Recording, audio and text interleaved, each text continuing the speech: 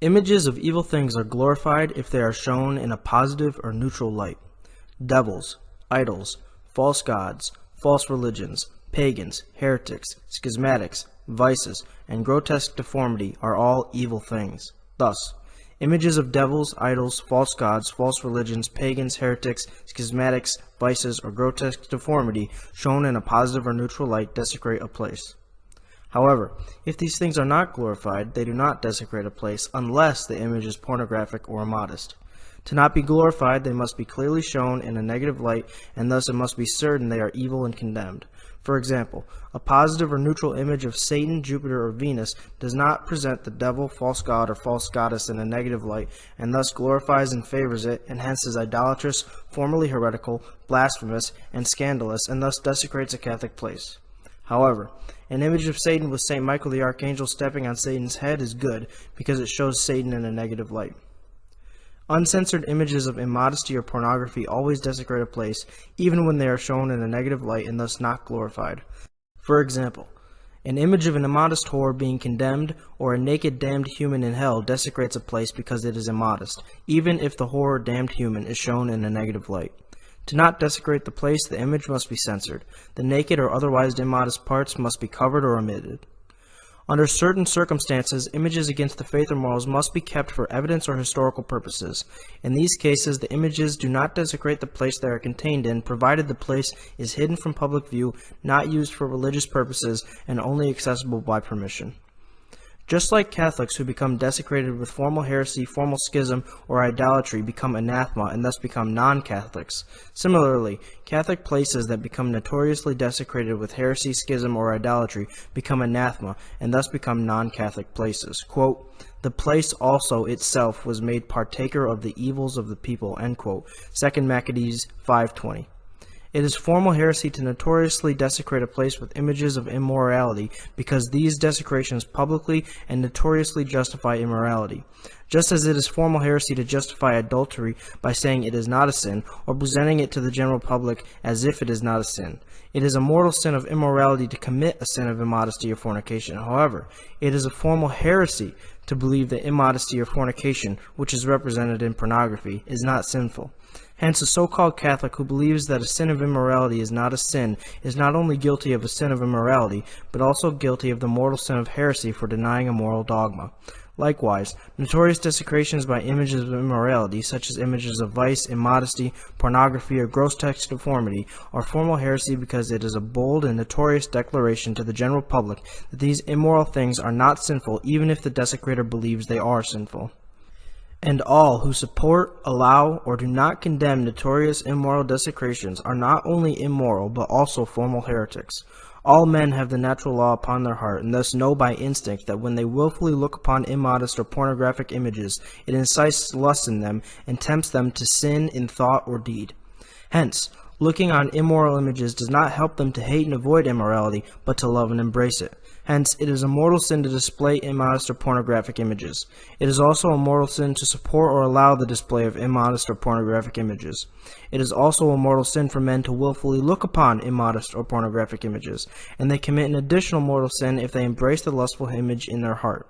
It is a mortal sin to place men in the near occasion of mortal sin, which is what displaying immodest or pornographic images does. Under no circumstances can immodest or pornographic images be displayed for public viewing.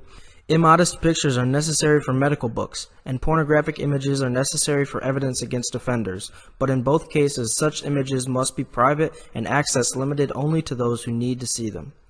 It is God's first commandment that all false gods and false religions, that is, every god but the Catholic God and every religion but the Catholic religion, are false, evil, and condemned. The first and most important commandment of God, then, not only forbids men to worship idols and false gods, but also forbids men to respect, love, or like them under pain of anathema. Quote, "Neither shalt thou bring anything of the idol into thy house, lest thou become an anathema, like it.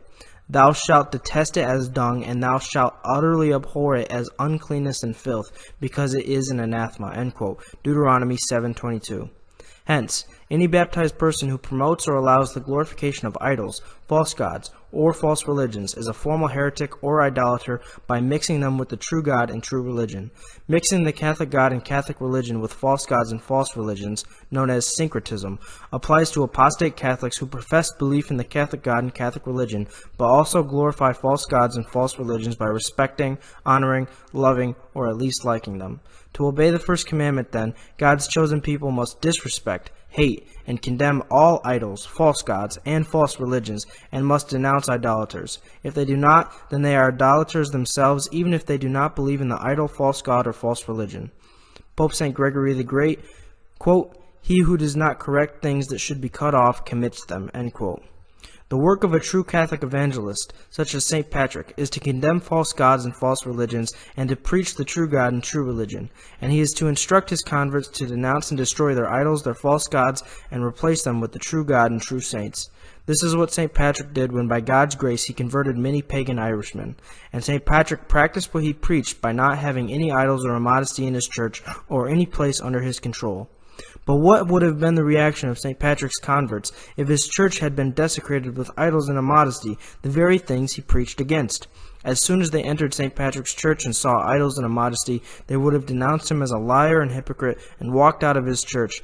That is, if they had not lost all common sense and goodwill. They would have said to him, "You who preach against idols have idols in your own church." Most of them would have gone back to worshiping their idols. That is what happened in Europe when most Catholics either left the Catholic Church and became Protestants or joined some other non-Catholic religion or pretended to remain inside the Catholic Church while glorifying the false gods and false religions of the Romans, Greeks, and Germans. Someone might try to make the excuse that the Church is called to baptize and transform culture for the glory of Christ and that the Church does this by adopting pagan festivities, aesthetics, and so on. For example, the Pantheon, which was a pagan temple, was not demolished. Rather, it was converted into a Christian church. Another example is a story from the life of St. Patrick. The story goes that the pagans that St. Patrick preached to worshipped the sun, and so St. Patrick designed the Celtic cross, putting a circle in the center of the cross to illustrate Christ's dominion over the sun.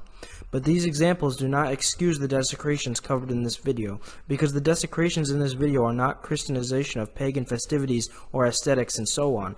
The desecrations in this video are straight up representation of purely pagan things, such as mythological creatures, false gods, and so on.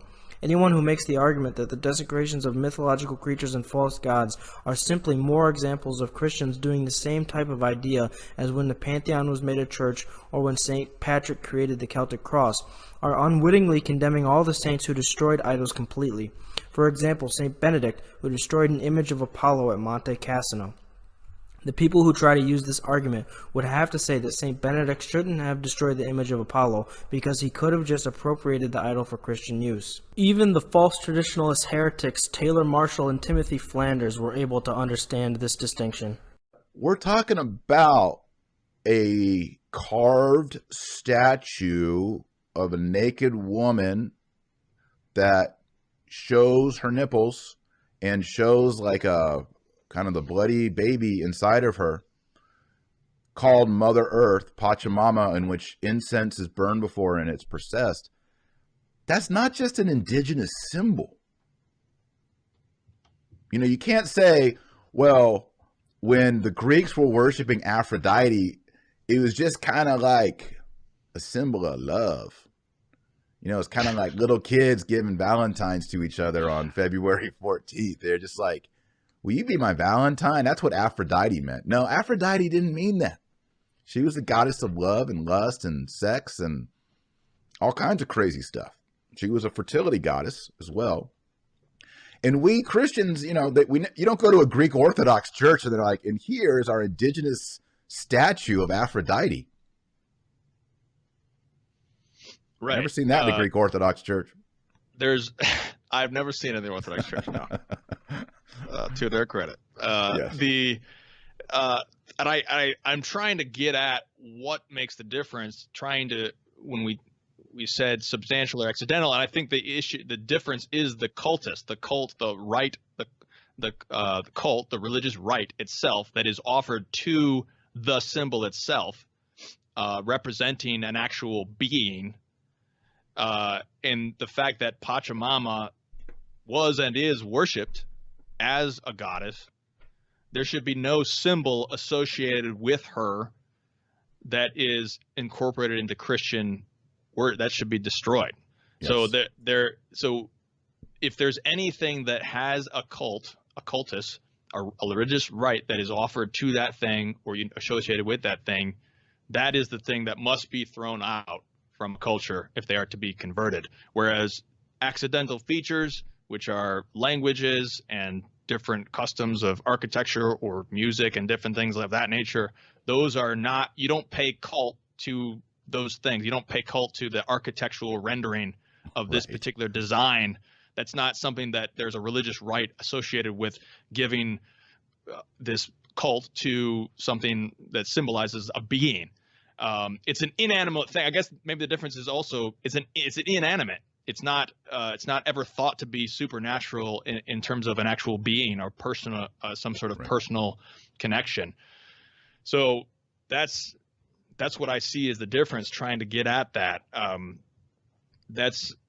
mean, like you said, you can take this into an Orthodox sense, but in the context of Pachamama, it's diabolical to start saying things like that and just to sort of justifying blithely that we had this image of a naked woman. Like China Henry Weston pointed out, whether it's the Virgin Mary or not, it's a complete scandal because it's just a naked woman. I mean, we might as well just put in, it is possible to take up a naked woman symbol in some way without necessarily considering it as idolatry. I mean, we need to be rational here. Yeah. No, we can't take up a symbol of a naked woman. No, we can't do that actually. Nope. It's not possible. Nope. In the Bible, God commanded idols to be destroyed. Quote, "Thou shalt not adore their gods, nor serve them. Thou shalt not do their works, but shalt destroy them and break their statues." End quote. Exodus 23:24. And St. Augustine talks about how even if Christians cannot destroy the idols in non-Christian countries because of the civil laws there, Christian countries must wipe all idols from the land. St. Augustine, quote, "They think that we are looking out for the idols everywhere, and that we break them down in all places where we have discovered them. How so? Are there not places before our very eyes in which they are? Or are we indeed ignorant where they are? And yet we do not break them down because God has not given them into our power. When does God give them into our power? When the masters of these things shall become Christians. The master of a certain place has just lately wished this to be done. If he had not been minded to give the place itself to the church, and only had given orders that there should be no idols on his property, I think that it ought to have been executed with the greatest devotion, that the soul of the absent Christian brother who wishes on his land to return thanks to God, and would not that there should be anything there to God's dishonor, might be assisted by his fellow Christians. Added to this, that in this case he gave the place itself to the church. And shall there be idols in the church's estate? Brethren, see then what it is that displeases the heathens. It is but a little matter with them that we do not take them away from their estates, that we do not break them down. They would have kept them up even in our own places. We preach against idols. We take them away from the hearts of men. We are persecutors of idols. We openly profess it. Are we then to be the preservers of them? I do not touch them when I have not the power to destroy them. I do not touch them when the lord of the property complains of it. But when he wishes it to be done and gives thanks for it, I shall incur guilt if I did it not destroy the idols." End quote. Now we will begin looking at the evidence. The following evidence will mainly focus on desecrations in a few important places, such as cathedrals, basilicas, and some small famous churches. Because there are literally hundreds of churches that were built in England, France, Germany, Ireland, Spain, Italy, and elsewhere since the 11th century forward that have been desecrated with idolatrous, heretical, immodest, or pornographic content, instead of a complete directory of all the desecrations of Catholic places throughout the world, this evidence is mainly a starting point. In 1014, the Golden Pulpit was donated by King Henry II to the Aachen Cathedral in Aachen, Germany. It was probably installed in the church sometime soon after that. Here is a picture of it from a distance. The Golden Pulpit is circled in red. It was originally installed on ground level in the east section of the cathedral, but has now been moved to the southwest corner of the Gothic choir. Here are some more views of it. If we get up close on the individual panels of the Golden Pulpit, we can see the desecrations. This panel of the Golden Pulpit features a naked depiction of the false god Bacchus. Bacchus is the Roman equivalent to the false god Dionysus. In Greek mythology, Dionysus is the god of grape harvest, wine, wild and immoral parties, and ritual madness. He is the son of the false god Zeus and the mortal Semele, who Zeus seduced and made pregnant. Dionysus is commonly portrayed as naked or half-naked, beardless, sensuous, and effeminate. His followers are a group of lustful satyrs and drunken maidens, women who cannot control their wild passions. There are many mythological stories surrounding Dionysus. This panel of the golden pulpit also features a naked Bacchus. This panel of the golden pulpit features a naked mythological sea nymph and other naked mythological creatures.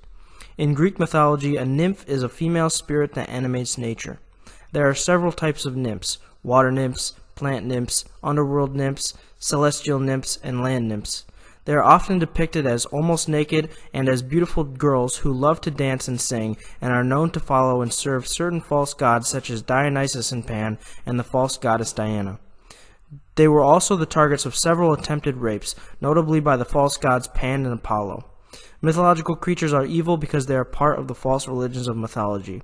Mythological creatures are also unreal and do not exist. An image of an unreal but symbolic creature can be used if it is derived from the Bible or some other holy tradition as handed down by faithful Jews during the Old Covenant era or by faithful Catholics during the New Covenant era.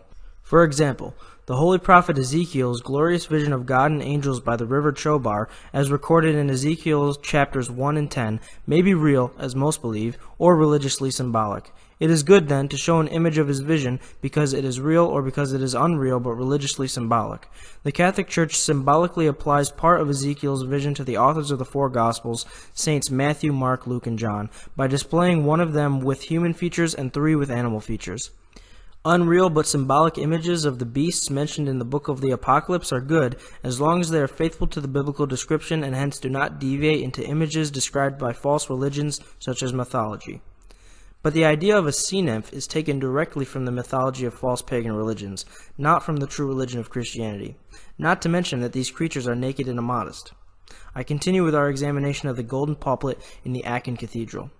This panel of the golden pulpit features a depiction of the false goddess Isis. The false goddess Isis is worshipped as a mother goddess and is considered to be the goddess of wives, nature, magic, slaves, sinners, and more. I continue with our examination of the golden pulpit in Aachen Cathedral. On the shoulders of this man are naked putti. The singular form of putti is puto. Now, you might not know what a puto is. You're going to see a lot more putti throughout this video, so it's important. Inventing the Renaissance Puto by Charles Dempsey, quote, "The figure of the Puto, often portrayed as a mischievous baby, made frequent appearances in the art and literature of Renaissance Italy. Commonly called spiritelli, or sprites, putti embodied a minor species of demon. They included natural spirits, animal spirits, and the spirits of sight and sound, as well as hobgoblin fantasies and bogies. Among the sensations ascribed to spiritelli were feelings of love, erotic arousal, and startling frights," end quote. Most people think that putti are supposed to be angels or cherubim, but the truth is that their origin is in pagan mythology and were present in pagan art before so-called Christian art. For example, the pagan painting, The Wedding of Zephyrus and Chloris from 54 to 68 AD. Putti are much closer to demons than they are to angels. And even if somebody tried to use the excuse that putti in so-called Christian art are just supposed to represent angels or cherubs, that is an even bigger blasphemy, because holy angels are not immodest. It is most likely that angels do not even have human private parts, but let's say for the sake of argument that they did. Well, angels are holy and therefore not immodest, and would not want to be depicted as naked. Someone might make the objection that only a perverted pedophile would be tempted to lust by naked babies. There are a few points to make on that. First of all, most of the time, these putti look closer to adults than they do to actual babies. Second of all, yes, I agree that only a disgusting pedophile would be tempted to lust by naked babies. However, it is still weird and baffling to adorn a church, the house of God, with depictions of private parts, even if they are the private parts of babies. Just like if one were to decorate a church with a picture of St. George on his horse, they probably would not depict the horse with a private part.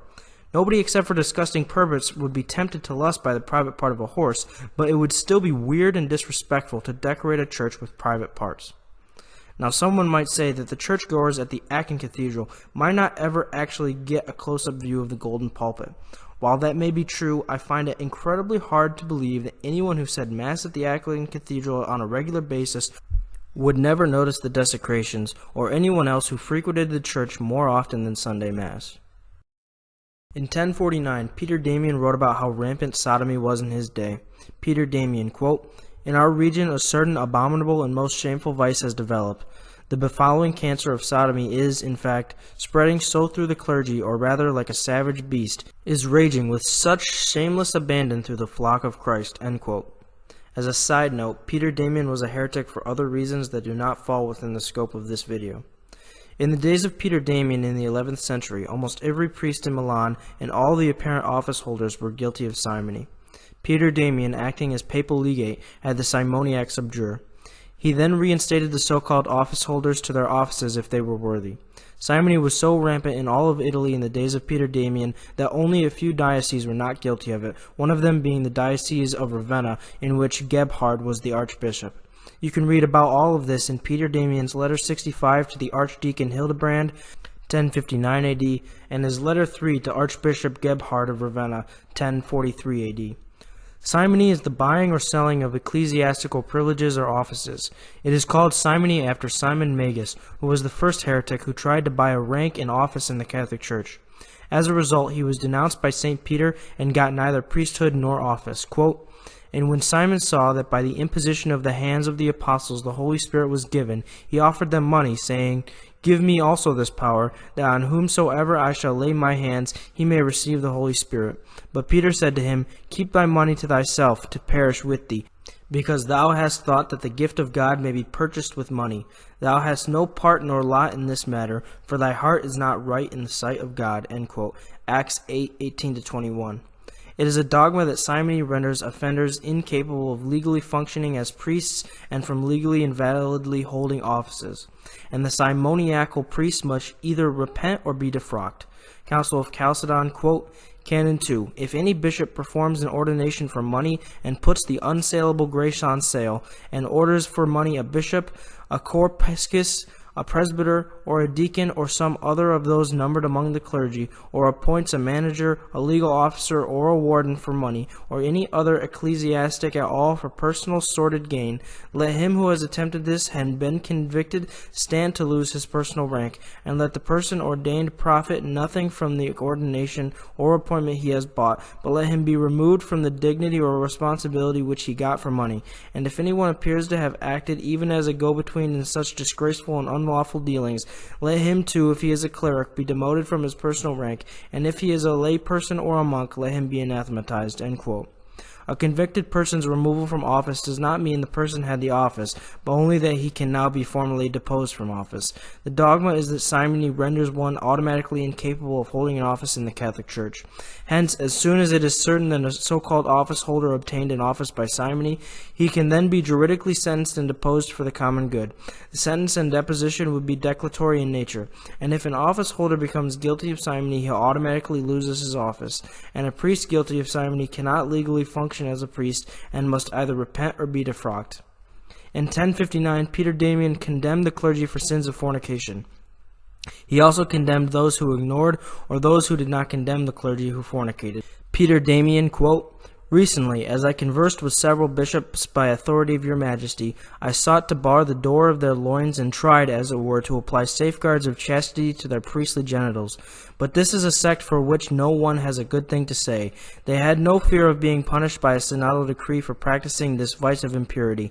Indeed, in our day, the genuine custom of the Roman Church seems to be observed in this way, that regarding other practices of ecclesiastical discipline, a proper investigation is held, but a prudent silence is maintained concerning clerical sexuality for fear of insults from laymen.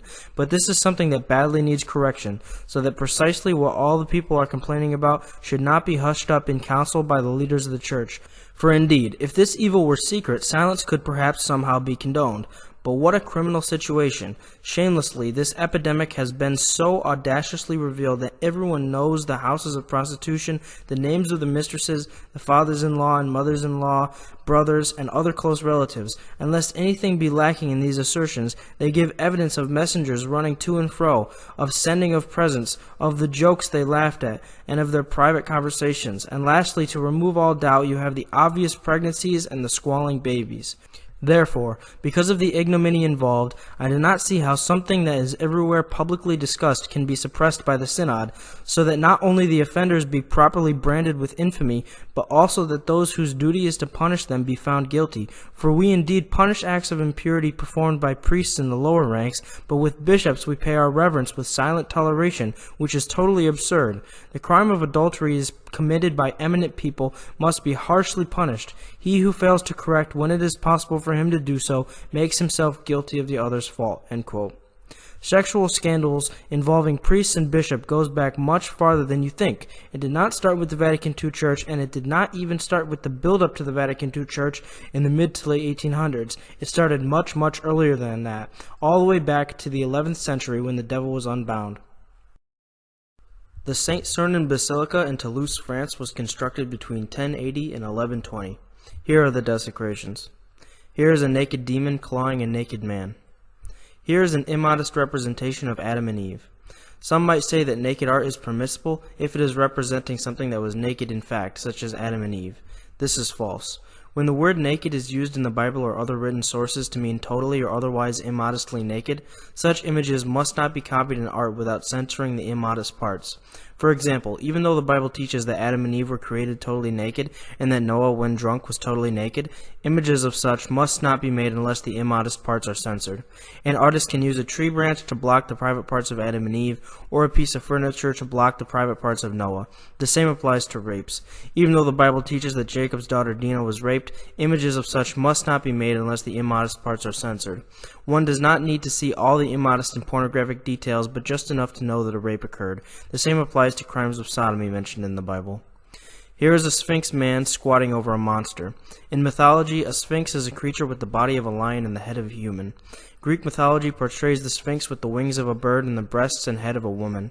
She is also portrayed as a merciless and treacherous creature that kills and eats anyone that cannot solve her riddles.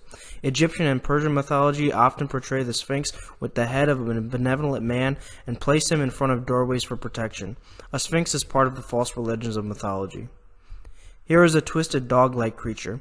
Humans or animals that are portrayed with grossly exaggerated proportions or unreal human features fall into the category of grossly deformed unreal creatures. The glorification of grotesquely deformed unreal creatures consists of glorifying all that is ugly, bizarre, preposterous, absurd, twisted, perverted, corrupted, and chaotic. Here is a monstrous mouth eating legs. Here is a woman with wild hair resembling the mythological Medusa. In Greek mythology, Medusa is one of three sisters known as the Gorgons. She and her sisters are described as having the appearance of hideous females with heads of hair made of living venomous serpents. According to mythology, anyone that looked directly upon one of the Gorgons would turn into a stone. For this reason, Medusa was beheaded by Perseus, and her head was given to the false goddess Athena to place on her shield as a weapon to turn people into stones. Here are strange bodiless creatures entwined with vines. In the 10 and 1100s, St. Peter's Abbey in Moissac, France was renovated. Here are the desecrations. A historian says about this carving, Chelsea Burns, quote, "The famous relief located to the right of the main entrance at Moissac displays the well-known iconography of Luxuria. A woman stands screaming as her private parts are attacked by snakes and frogs. At the same time, a demon with a knife approaches her." End quote. Here are some distorted faces around the south portal. Here is a carving of a naked man twisted by snakes. Here is a carving of a naked creature with its private part exposed. The Rath Church of St. Blathmac in County Clare, Ireland was built in the 1100s. Today only ruins survive. Here is a desecration that remains. Here is a Sheila na jig carving. If you don't know what that is, and you can't tell what it is from this picture because the picture is too heavily censored, I will tell you what it is. I do not mean to be graphic with this description, but it is necessary to understand just how evil this desecration is, and since I would not wish to show the image uncensored. A Sheila and a jig carving is a carving of a woman with an extremely exaggerated private part and holding it open. The San Curico Collegiate Church in Siena, Italy was built in the 1100s. Here are the desecrations. Here is a demon imp.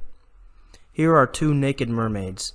In mythology, especially that of the Greeks and Romans, a mermaid is a female creature with a human body to the waist and a fishtail for the rest. They are considered to be daughters of the false gods of the sea. The mermaids have often been described as the muses of the lower world. They appear quite frequently in mythological stories. San Martin de Tours Church in Fromista, Spain was built in the 10 and 1100s. Here are the desecrations. A historian says about this carving, Chelsea Burns, quote, "A monstrous mouth appears to be swallowing a man buttocks first," end quote. Here is a naked female acrobat. Here is a monstrous mouth swallowing a naked human. Here is a naked female acrobat holding on her stomach a praying human with a halo. Here is a naked man on a corbel. St. Pierre Church in Aulnay de Saint-Tung, France was completed in 1120 AD. Here are the desecrations. Here are grotesquely deformed creatures.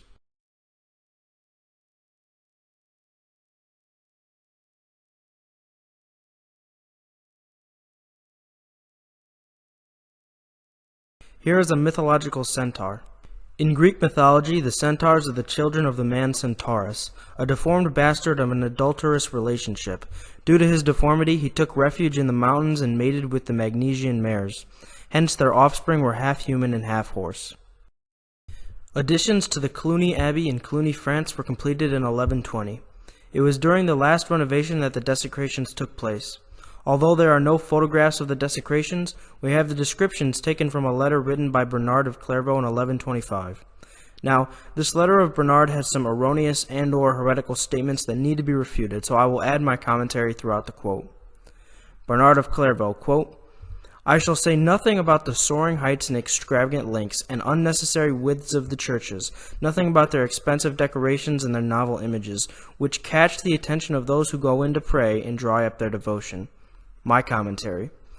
Bernard says that soaring heights, extravagant lengths, unnecessary widths, and expensive decorations dry up people's devotions. The truth is that these things inspire people's devotion, which is why the Catholic Church has always built churches with soaring heights, extravagant lengths, unnecessary widths, and expensive decorations, when it had the resources to do so. See, for example, the Hagia Sophia in Constantinople, built 537 AD, or the Basilica of St. Apollinaire in Classe in Ravenna, Italy, built 549 AD. I continue with the quote from Bernard. "To me they seem like something out of the Old Testament, but let them be, since it is all to the glory of God. However, as one monk to another, may I ask the question which a heathen poet put to his fellows? Tell me, O priests, he said, why is there gold in the holy place? I shall put the question slightly different. I am more concerned in the sense of the text than in its precise words. Tell me, O poor men, this is my question. Tell me, O poor men, if you are really poor men, why is there gold in the holy place?" My commentary. Bernard has the nerve to use a Stoic heathen poet in order to defend his heresy that gold shouldn't be in churches. If that is so, then God is evil for commanding that gold be placed in the temple and other holy places. During the Old Covenant era, God commanded that gold be in the tabernacle, the Ark of the Covenant, and the temple. Hence, Bernard condemns not only Catholics who like these things in God's holy places, but also God himself. The Catholic Church has also decreed that churches should have gold. Second Council of Nicaea, quote, "I am well pleased that there should be images in the churches of the faithful, especially the image of our Lord Jesus Christ and of the Holy Mother of God, of every kind of material, both gold and silver, and of every color, so that his incarnation may be set forth to all men." End quote. I continue with the quote from Bernard. "It is not the same for monks and bishops. Bishops have a duty toward both wise and foolish. They have to make use of material ornamentation to rouse devotion in a carnal people, incapable of spiritual things. But we no longer belong to such people." My commentary. Material ornamentation in churches and other Catholic places are pleasing to God and holy and useful to the devotion of all Catholics. Not only simple and uneducated Catholics, but also church fathers, doctors, and clerics testify how material ornamentation moved them to tears and to love and devotion to God, the Blessed Virgin Mary, and the angels and saints. Second Council of Nicaea, quote, "John, the most reverend monk and presbyter and representative of the Eastern High Priest, said, If to such a doctor the picture, Abraham offering up Isaac, was helpful and drew forth tears, how much more in the case of the ignorant and simple will it bring compunction and benefit?" End quote. Bernard also slanders good Catholics who like material ornamentation as foolish, carnal, and incapable of spiritual things.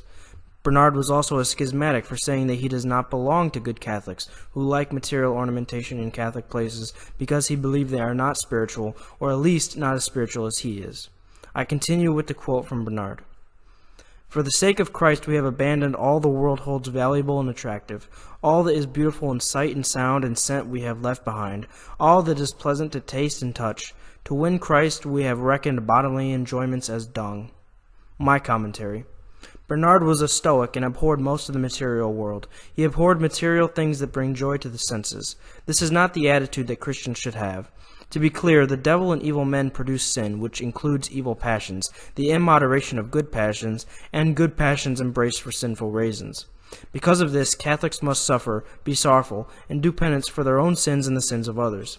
It is heresy to believe that Catholics do not have to suffer, be sorrowful, and do penance for sins. But that does not mean that all bodily enjoyments are evil. God created the material world and good passions which he gave men to enjoy, which were down to his great glory, wonderfulness, kindness, and goodness. Hence, Catholics must enjoy in its proper time and in moderation the good things God has given them and thank him for them. It is the heresy of Stoicism to believe that the material world, good passions, and other good things God has given men to enjoy are evil or are to be abhorred. Neither the Old nor the New Testaments of the Bible feature characters that have abandoned all that is beautiful in sight, sound, and scent, or pleasant to taste and touch, or reckon all bodily enjoyments as dung. Jesus Christ himself made the best tasting wine, as opposed to bad wine, at the wedding feast of Cana, John 2, 7-10. And after the resurrection, Jesus ate good tasting fish, John 21, 4-13. St. Paul condemned those who, quote, "forbidding to marry, to abstain from meats which God hath created to be received with thanksgiving by the faithful," end quote, 1 Timothy 4:3. This may have been directed at groups who would later become Gnostic sects, such as the Encratites and Marcionites, who were Stoics. St. Irenaeus said about the Encratites, St. Irenaeus, quote, "The Encratites, self-controlled, some of those reckoned among them have also introduced abstinence from animal food, thus proving themselves ungrateful to God who formed all things," end quote. And St. Hippolytus said, St. Hippolytus, quote, "Others, however, styling themselves Encratites, acknowledge some things concerning God and Christ in like manner with the Church. In respect, however, of their mode of life, they pass their days inflated with pride. They suppose that they magnify themselves by abstaining from animal food and being water drinkers, and forbidding to marry and devoting themselves during the remainder of life to habits of asceticism. But persons of this description are estimated cynics rather than Christians, inasmuch as they do not attend unto the words spoken against them through the Apostle Paul. Now he, predicting the novelties that were to be hereafter introduced ineffectually by certain heretics, made a statement thus: The Spirit speaketh expressly, in the latter times certain will depart from sound doctrine, giving heed to seducing spirits and doctrines of devils, uttering falsehoods in hypocrisy, having their own conscience seared with a hot iron, forbidding to marry, to abstain from meats, which God hath created to be partaken with thanksgiving by the faithful, and those who know the truth, because every creature of God is good, and nothing to be rejected which is received with thanksgiving, for it is sanctified by the word of God and prayer. This voice, then, of the blessed Paul is sufficient for the refutation of those who live in this manner, and plume themselves on being just, and for the purpose of proving that also this tenet of the Encratites constitutes a heresy." End quote.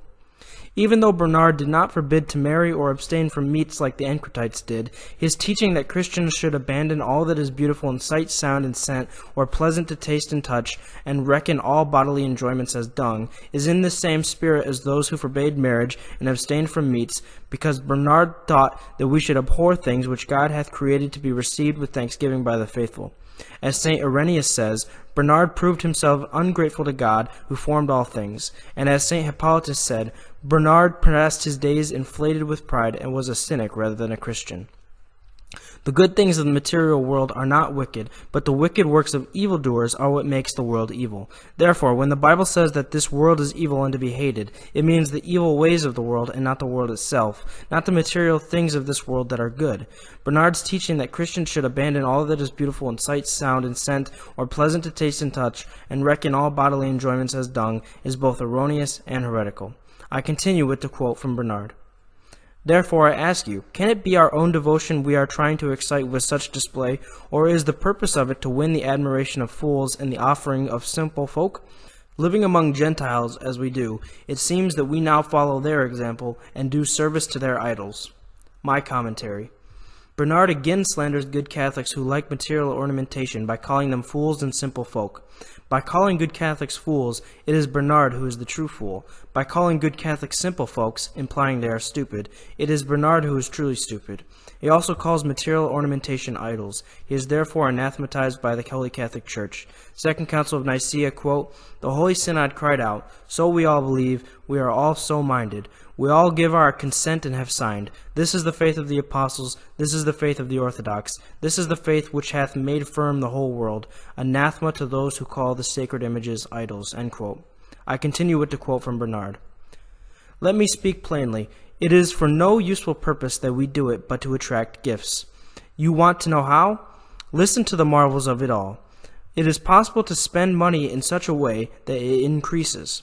It is an investment which grows, and pouring it out only brings in more. The very sight of such sumptuous and exquisite baubles is sufficient to inspire men to make offerings, though not to say their prayers. My commentary. Since when does looking at gold and material ornamentation prevent Catholics from praying? Quite the opposite. Gold and material ornamentation in God's home move Catholics with awe and holiness, and thus inspire them to pray even more. As the saying goes, men can walk and chew gum at the same time. Catholics can pray at the same time they are looking at gold and material ornamentation. I continue with the quote from Bernard. In this way, riches attract riches, and money produces more money. For some unknown reason, the richer a place appears, the more freely do offerings pour in. Gold-cased relics catch the gaze and open the purses. If you show someone a beautiful picture of a saint, he comes to the conclusion that the saint is as holy as the picture is brightly colored. When people rush up to kiss them, they are asked to donate. Beauty they admire, but they do no reverence to holiness. This is the reason that churches are decked out, not merely with a jeweled crown, but with a huge jeweled wheel, where circles of lamps compete in radius with precious stones. Instead of candlesticks, we see tree-like structures, made of much metal and with exquisite workmanship, where candles and gems sparkle equally.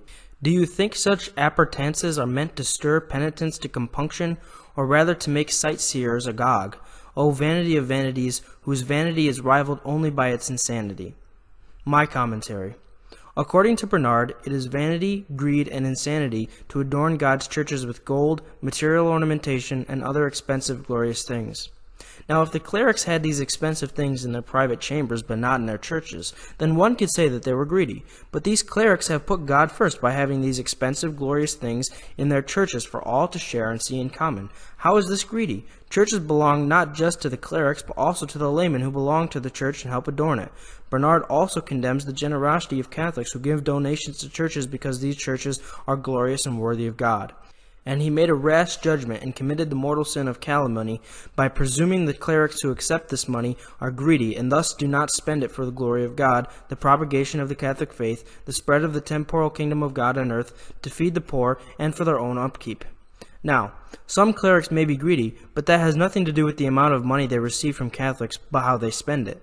No doubt, if Bernard were alive in the days of Holy King David, he would have condemned David for accepting massive amounts of gold, silver, jewels, and other precious things from the faithful to be used for the glory of God's temple.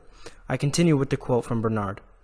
The walls of the church are aglow, but the poor of the church go hungry. The stones of the church are covered with gold, while its children are left naked.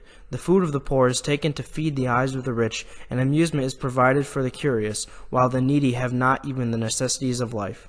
My commentary. One of Bernard's complaints was the expense of the gold and material ornamentation in churches and other Catholic places. He says that these things should have been sold and the money given to the poor, and that poor Catholics should keep their money instead of spending it on gold and material ornamentation to be used to give glory to God in his churches and other holy places. Bernard committed the same sin as Judas Iscariot, when Judas wanted to withhold expensive things that give glory to God and instead give the money to the poor, and in Judas's case to give it to himself because he was a thief. Quote, Mary therefore took a pound of ointment of right spikenard of great price, and anointed the feet of Jesus, and wiped his feet with her hair, and the house was filled with the odor of the ointment. Then one of his disciples, Judas Iscariot, he that was about to betray him, said, Why was not this ointment sold for 300 pence and given to the poor? Now he said this not because he cared for the poor, but because he was a thief, and having the purse, carried the things that were put therein. Jesus therefore said, Let her alone, that she may keep it against the day of my burial. For the poor you have always with you, but me you have not always. End quote. John 12, 2-8. Bernard, like Judas, says, Why was not this gold and material ornamentation that are in God's church sold for money and given to the poor? The first priority of God's chosen people is to give their tithes and first fruits to God so that his church, priests, and other holy things can not only be sustained, but also glorified, as was the temple during the Old Covenant era. Are we not to give the best that we can to God? Yet Bernard would give nothing to God and use the money for the gold and material ornamentation to feed the poor. I continue with the quote from Bernard. What excuse can there be for the ridiculous monstrosities in the cloisters where the monks do their reading, extraordinary things at once beautiful and ugly? Here we find filthy monkeys and fierce lions, fearful centaurs, harpies. My commentary, in Greek mythology, a harpy is a half woman and half bird. They are known for constantly stealing food from the banquet of the mythological man Phineas. I continue with Bernard's quote. And striped tigers, soldiers at war, and hunters blowing their horns. Here is one head with many bodies, there is one body with many heads. Over there is a beast with a serpent for its tail, a fish with an animal's head, and a creature that is a horse in front and goat behind, and a second beast with horns and the rear of a horse. All round there is such an amazing variety of shapes that one could easily prefer to take one's reading from the walls instead of from a book. One could spend the whole day gazing fascinated at these things, one by one, instead of meditating on the law of God. Good Lord, even if the foolishness of it all occasioned no shame, at least one might balk at the expense. My commentary. Bernard's above admonishment regarding the desecration of the cloister with images against the faith, centaurs, harpies, head with many bodies, body with many heads, beast with a serpent for its tail, fish with an animal's head, a creature that is a horse in front and goat behind, and a beast with horns and the rear of a horse, is insufficient. The sin is that some of these images glorify the religions of mythology and thus are sins against the first commandment in the Catholic faith, and others are ugly, bizarre, preposterous, absurd, twisted, corrupted, and chaotic. To not fall into heresy by sins of omission regarding these desecrations, Bernard had to do all of the following things. First, condemn the desecrations as sacrilegious and glorifying false religions. Second, denounce those who supported or allowed the desecrations as sacrilegious glorifiers of false religions.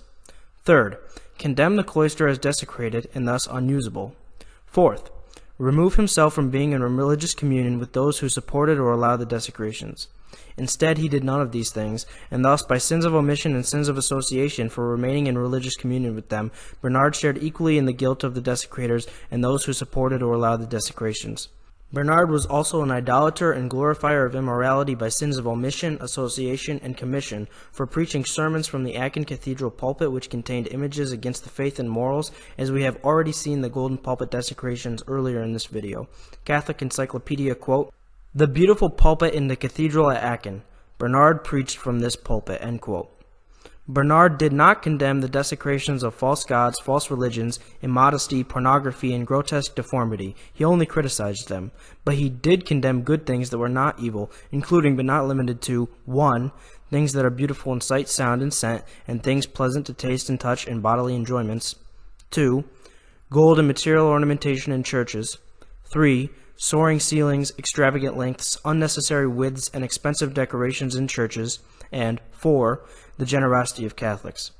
Now, many people have been led to believe that Bernard of Clairvaux was a saint, and I used to think that he was also. But once you've seen the evidence against him that he was definitely not a saint, you must change your opinion. Having said all of that, Bernard's letter tells us specifically what the desecrations that were in Cluny Abbot by at least 1125, when Bernard wrote the letter, were. San Pietro in Ciel d'Oro, St. Peter in the Sky of Gold, in Pavia, Italy, was completed in 1120. Here are the desecrations. Here is a double-tailed mermaid and naked man over the doorway facade. Here is a naked woman being eaten by snakes and surrounded by grotesquely deformed creatures. The St. Lazarus Cathedral in Autun, France, was desecrated in 1130. Here are the desecrations. Here is a naked depiction of Eve. Here are some naked humans. Here are more naked humans. Here are astrological symbols of the zodiac. St. Michael de Cuxa cloister was in Cadillac, France for most of its history. It was built from 1130 to 1140, and between 1934 and 1938 it was disassembled brick by brick and sold to the New York Metropolitan Museum of Art, where it was reassembled and incorporated into the Cloisters project in Fort Tryon Park, New York City, where it can be seen today. A historian says about the desecrations of the St. Michael de Cuxa cloister. Chelsea Burns, quote, "In his examination of cloister capitals of St. Michael de Cuxa, Thomas Dale points out that the church viewed the body contortions associated with acrobats and dancers as incitements to lust." End quote. Here are the desecrations. Here is a naked dancer and monstrous mouth eating naked bodies. Here are naked crouching men. Here is a naked mythological double-tailed mermaid. Here is a naked musician and monstrous mouths eating naked babies. San Pedro Collegiate Church of Carvatos in Cantabria, Spain was completed in 1130 AD. A historian says about the desecrations, Chelsea Burns, quote, "Corbels located at the Collegiate Church of St. Pedro in Carvatos provide examples which would make most modern viewers blush. One set of 3 corbels displays a man exhibiting a grossly enlarged private part, while nearby a couple, potentially jongleurs, contort in sexually suggestive somersaults. Between the 2 corbels is a corbel that appears to be 2 beasts mimicking the movements of the jongleurs, suggesting the bestial nature of their activities. San Pedro in Carvatos provides an example of a man exhibiting his private part, while the adjacent corbel shows a woman in acrobatic contortions exhibiting her private parts. San Pedro of Carvatos is known for the erotic images on its corbels, and some of the most interesting are found directly above the main portal. In fact, the 12th century individual who designed the main portal placed relief sculptures between the corbels, indicating that significant thought was put into selecting images to be placed around the portal. The corbels show a mixture of images of exhibitionists and jongleurs. Some corbels have images of ape-like people showing their private parts, while the reliefs between them depict standard images of luxuria, such as a woman attacked by serpents, or sexual acts performed by various animals." End quote. I will show pictures, but they required such extensive censoring that you will not see much from them. The descriptions from the historian should suffice, but here are the heavily censored pictures.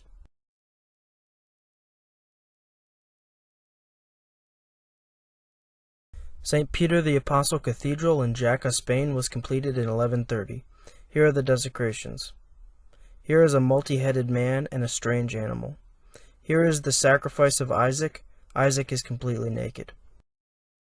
The St. Madeleine Abbey Basilica in Vézelay, France nave was completed in 1132. Here are the desecrations. Here is a woman exposing both breasts. Here is an immodest mythological mermaid. Here are the astrological symbols of the zodiac. Here is a naked demon molesting a naked woman. Here is a naked woman. Here is a naked demon watching a naked woman being attacked by snakes. Here is a naked Adam and Eve. Now, Antipope Innocent II, 1130 to 1143, visited and blessed places in France, including Cluny Abbot and St. Madeleine Abbey Basilica. How France built her cathedrals, quote, "At Ton's chief church, one of the few cathedrals in France which is Romanesque, was begun in 1120 and consecrated in 1132 by Innocent II. In that same year he blessed Cluny's nave and Vézelay's narthex." End quote. When Innocent II visited and consecrated Cluny in 1132, it was desecrated with images against the faith and morals, and St. Madeleine Abbey Basilica at Vézelay was desecrated with images against the faith and morals in 1132. Hence, when Innocent II visited it and blessed its narthex in 1132, it was desecrated with images against the faith and morals. And Innocent II lived and traveled extensively in France when he was in exile from Rome, and thus had first-hand access to many of the other desecrated places in France. All who support, allow, or do not condemn notorious immoral desecrations are not only immoral but also formal heretics, and any baptized person who promotes or allows the glorification of idols, false gods, or false religions is a formal heretic or idolater. Thus, Innocent II was a heretic and antipope. From 1130 forward, the desecrated places and desecrations were numerous enough that no so-called pope can plead ignorance of them. The Pope is the head of the whole Church. There is no way something like this could be going on without him knowing about it. And no papal claimant from Innocent II onward ever condemned the desecration of Catholic places with pornography, false gods, false religions, grotesque deformity, and so on. Therefore, Innocent II was the last true pope before he lost his office and became an anti-pope, and there have been no popes from 1130 onward. The Great Apostasy goes back much further than Vatican II, or the events leading up to Vatican II in the mid to late 1800s.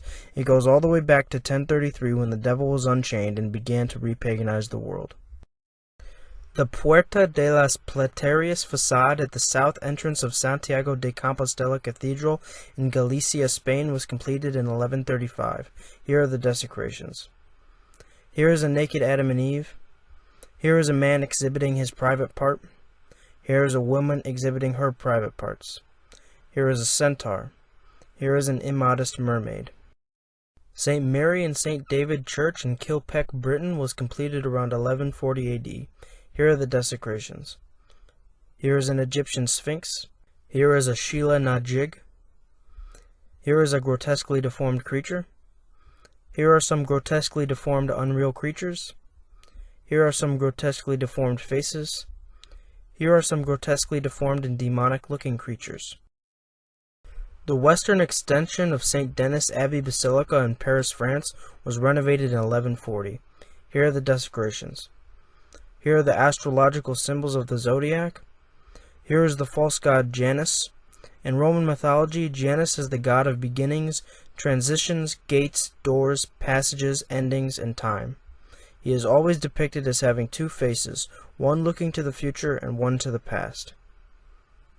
Here are naked and immodest humans. Here are mythological harpies. Here is a naked Pudo. Here is a grotesquely deformed unreal creature. Staffoy Abbey Church in Conquest, France was completed around 1150 AD. Here are the desecrations. Here is a demon biting a naked creature's head. Here is Lucifer, naked, surrounded by despair, hanging himself, and lust bearing her breasts. San Michele Maggiore Basilica in Pavia, Italy was completed in 1155. Here are the desecrations. Here is an immodest double-tailed mermaid. Here are sleeping naked men. Here are some grotesquely deformed creatures. The mosaic floors of the Otranto Cathedral in Apulia, Italy, were completed in 1165. Here are the desecrations. Here is a naked Adam and Eve. Here is a grotesquely deformed unreal creature grabbing a naked man. Here is a grotesquely deformed lion with 4 bodies. Here is a double-tailed mermaid bearing her breasts. Here is one grotesque creature swallowing another. Here are the astrological symbols of the zodiac. St. Paul outside the Walls Basilica in Rome, Italy, was desecrated by the Paschal Candle by Pietro Vasaletto in 1170. Here is the candle from a distance circled in red. Here are the desecrations on the candle. Here are some grotesquely deformed unreal creatures at the base of the candlestick. Here are Greek sphinxes. The Portico de la Gloria of Santiago de Compostela Cathedral in Galicia, Spain, was completed in 1188. Here is a desecration. Here is a naked woman with snakes biting her breasts. In 1199, we have the first record of something called the Feast of Fools, happening at Notre Dame in Paris. Catholic Encyclopedia, quote, in 1199, Bishop Eudes de Sully imposed regulations to check the abuses committed in the celebration of the Feast of Fools on New Year's Day at Notre Dame in Paris. The central idea seems always to have been that of the old Saturnalia, end quote. We know what went on during the Feast of Fools from the condemnation of the Feast of Fools by the University of Paris in 1444. University of Paris letter against the Feast of Fools, quote, the most filthy and nefarious tradition of Janus continues even now on the 1st of January in churches and in holy places and by persons consecrated to God diabolically. They apply themselves to foulness and impurities by imitating the filthy Janus and mocking the worship of God. What intelligent Christian, I ask, would not call wicked those priests and clerks seen masked in monstrous visages at the time of the divine office, dancing in the choir, dressed as women, panders, or actors, singing wanton songs, eating black puddings at the horn of the altar while the celebrant says Mass, and playing dice there, incensing with stinking fumes from the soles of old shoes, and running and leaping through the church, not blushing at their own nakedness, then driving through the town and theatres in shabby carts and carriages, and rousing the laughter of their companions and bystanders in infamous performances, with indecent gestures and unchaste and scurrilous verses. And there are many other abominations of which I am ashamed to remember, and which I shudder with horror to recite." End quote. Based on this, we can list the sins and heresies involved in the Feast of Fools. 1. The mortal sin of cross-dressing. Cross-dressing is a mortal sin against the natural law, and it is condemned in the Bible in Deuteronomy 22:5. 2.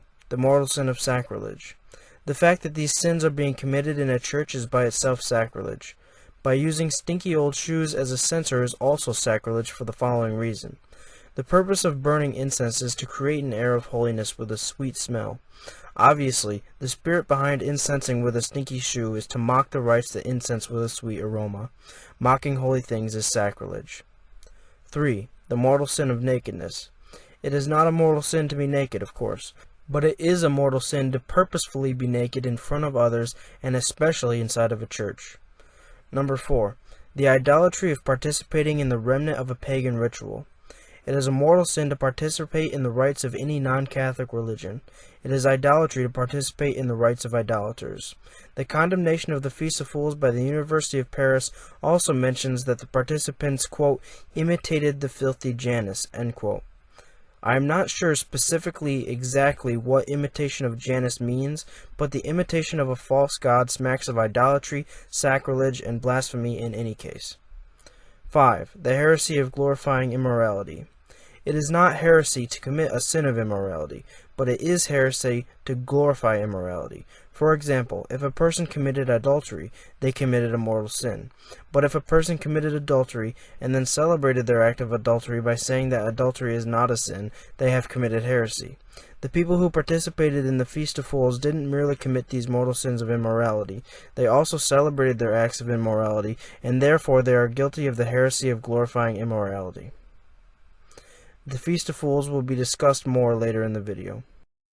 Ballylarkin Church in Kilkenny, Ireland was built in the 1200s. Here is a desecration. Here is a Sheila na jig carving. Chartres Cathedral in Chartres, France was desecrated in 1217 when the stained glass windows were completed. Here are the desecrations. Here is a naked Adam. Here is the devil naked tempting a naked Eve. Here is the creation of Eve, where Eve is again naked. Here is yet another Eve bearing her breasts. Here are the astrological symbols of the zodiac. St. John's Baptistry in Florence, Italy was first desecrated in 1225 with ceiling mosaics. Here are the desecrations. Here is a naked Jesus. Before the 12th century, every or almost every image that depicts baptism shows the recipients not totally naked. Only a handful of images supposedly from before the 12th century show them totally naked. I say supposedly because some immoral, idolatrous, or heretical images are purposefully misdated to before the 12th century when they are actually from the 12th century onward. They do this in order to have a precedence and an excuse to justify the many immoral, idolatrous, or heretical images in Catholic places from the 12th century onward. But if the dating is correct, that is, before the 12th century, only a very, very few immoral, idolatrous, or heretical images existed, and thus they were aberrations and abuses. It is possible, but not probable, that some of the Gentile converts, such as Romans and Greeks, who were used to being naked in front of other people, such as in bathhouses, were baptized totally naked in isolated cases, as some images depict in the catacombs. And in the Catholic Baptistery of Neon at Ravenna, which was in construction from 460 to 510, there is one image of a totally naked Jesus getting baptized.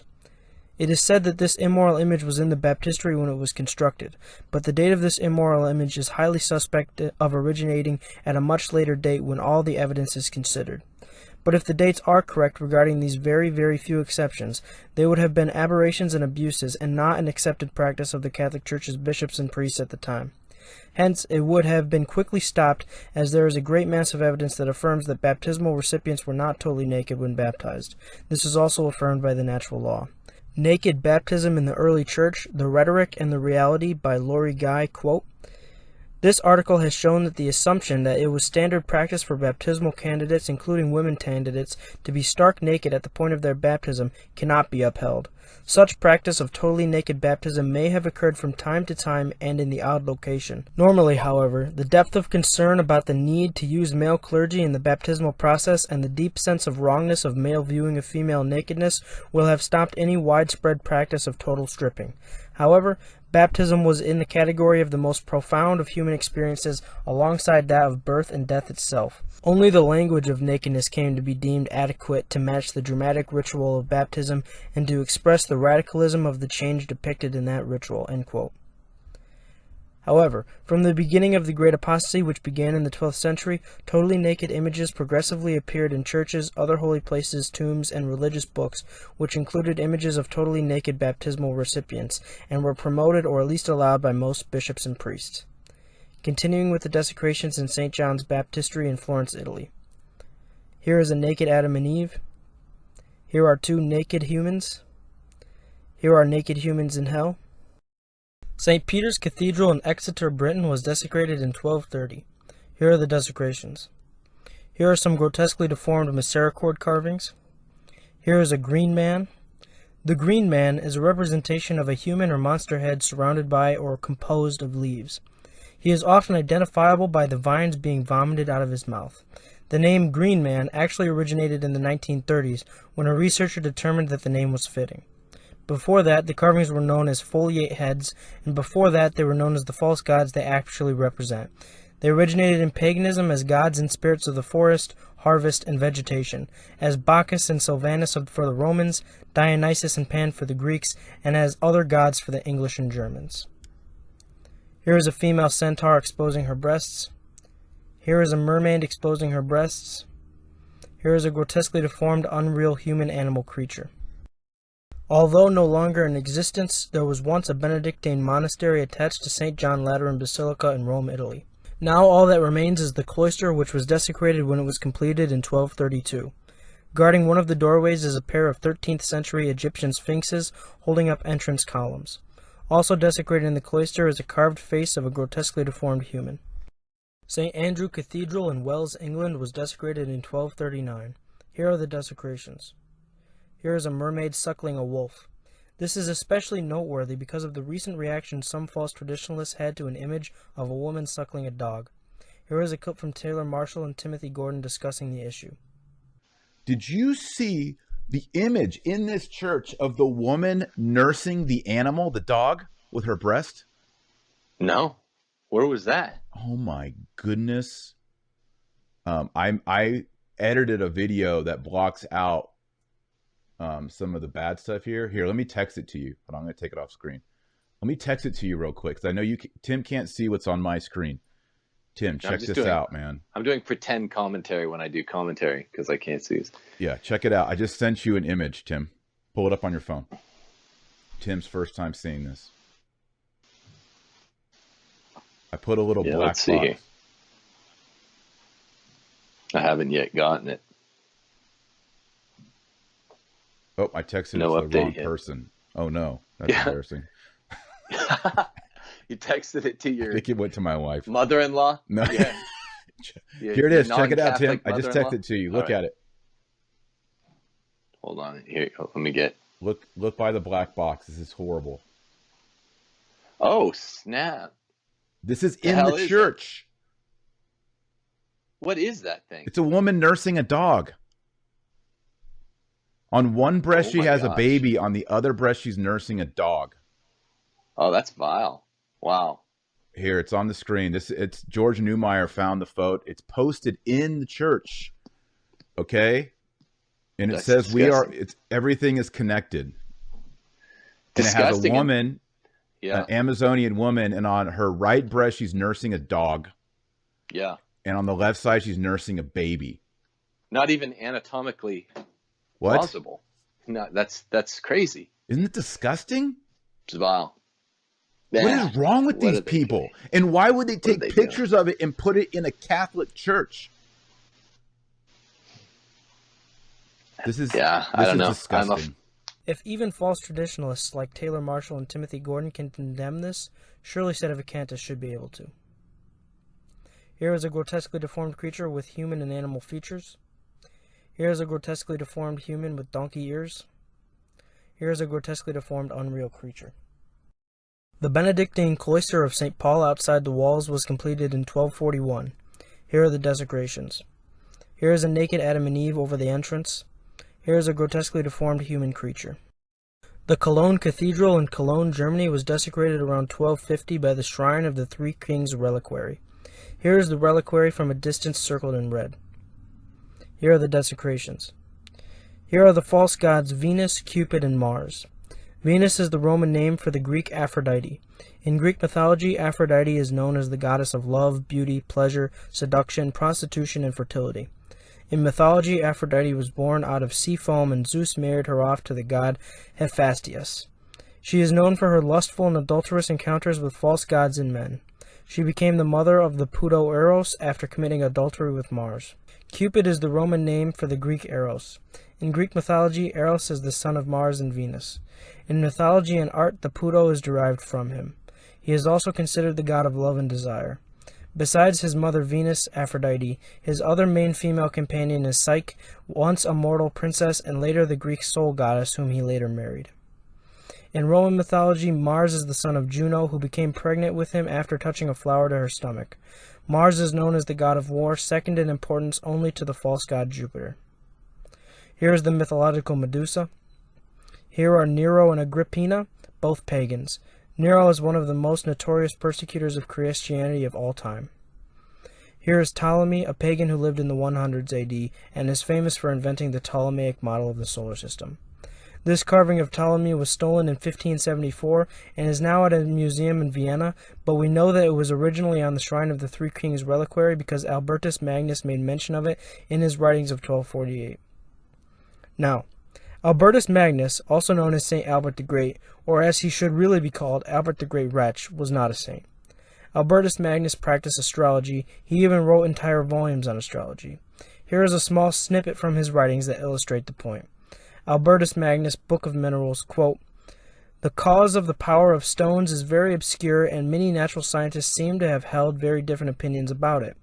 Many indeed seem to doubt whether there are in stones any of the powers which are regarded as belonging to them, such as curing abscesses, expelling poison, reconciling the hearts of men, bringing victory, and the like, and they assert that there is nothing in composite substance except what is due to its constituents and the way they are combined.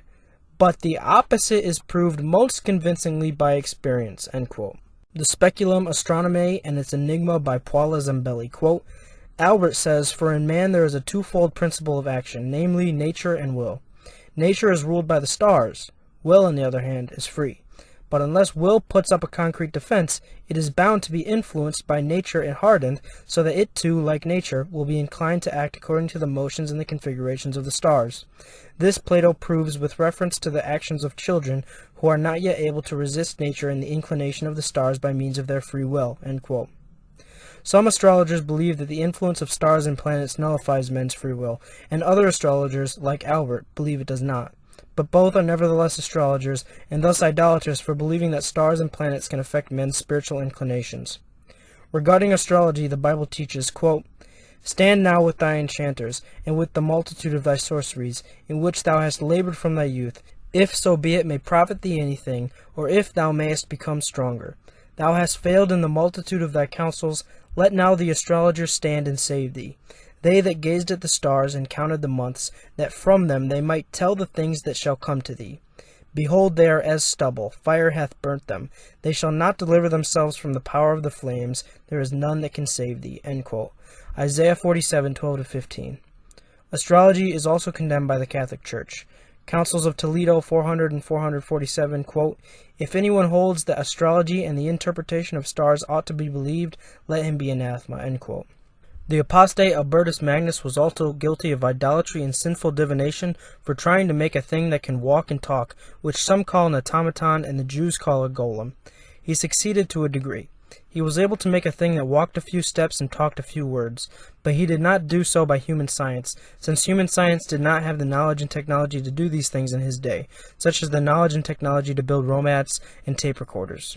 And he did not make his monster by the power of God, since God does not allow men to attempt to make such things, which is to pretend to have the creative power of God. And God does not allow men to invoke answers or conversations from such things, since this is sinful divination. Hence, Albert the Frankenstein made his monster by the power of the devil, even though he may not have attributed it to the devil's power. Just as the devil at times animates and speaks through the idols of the pagans to deceive them into believing that the idols are living gods, so also the devil animated and spoke through Albert's monster. In fact, Albert wanted to imitate the power of the pagans and Talmudic Jews had in animating their idols and making them speak, and he used occult means to succeed. He said that the making of his monster depended upon the planetary influences, which also relates to his idolatrous belief in astrology. Albert the Great, of the Order of Friar Preachers, his life and scholastic labors, quote, "It is therefore difficult to doubt that he manufactured automatons that were able to produce certain words and to move a few paces, for he so frequently speaks of these things and goes into so many details that we are obliged to take his words in their literal sense. Thus, in his work on the soul, he says, it is related that Daedalus made a statue of Minerva, movable in all its members, which sang through a movement of the tongue and appeared to dance."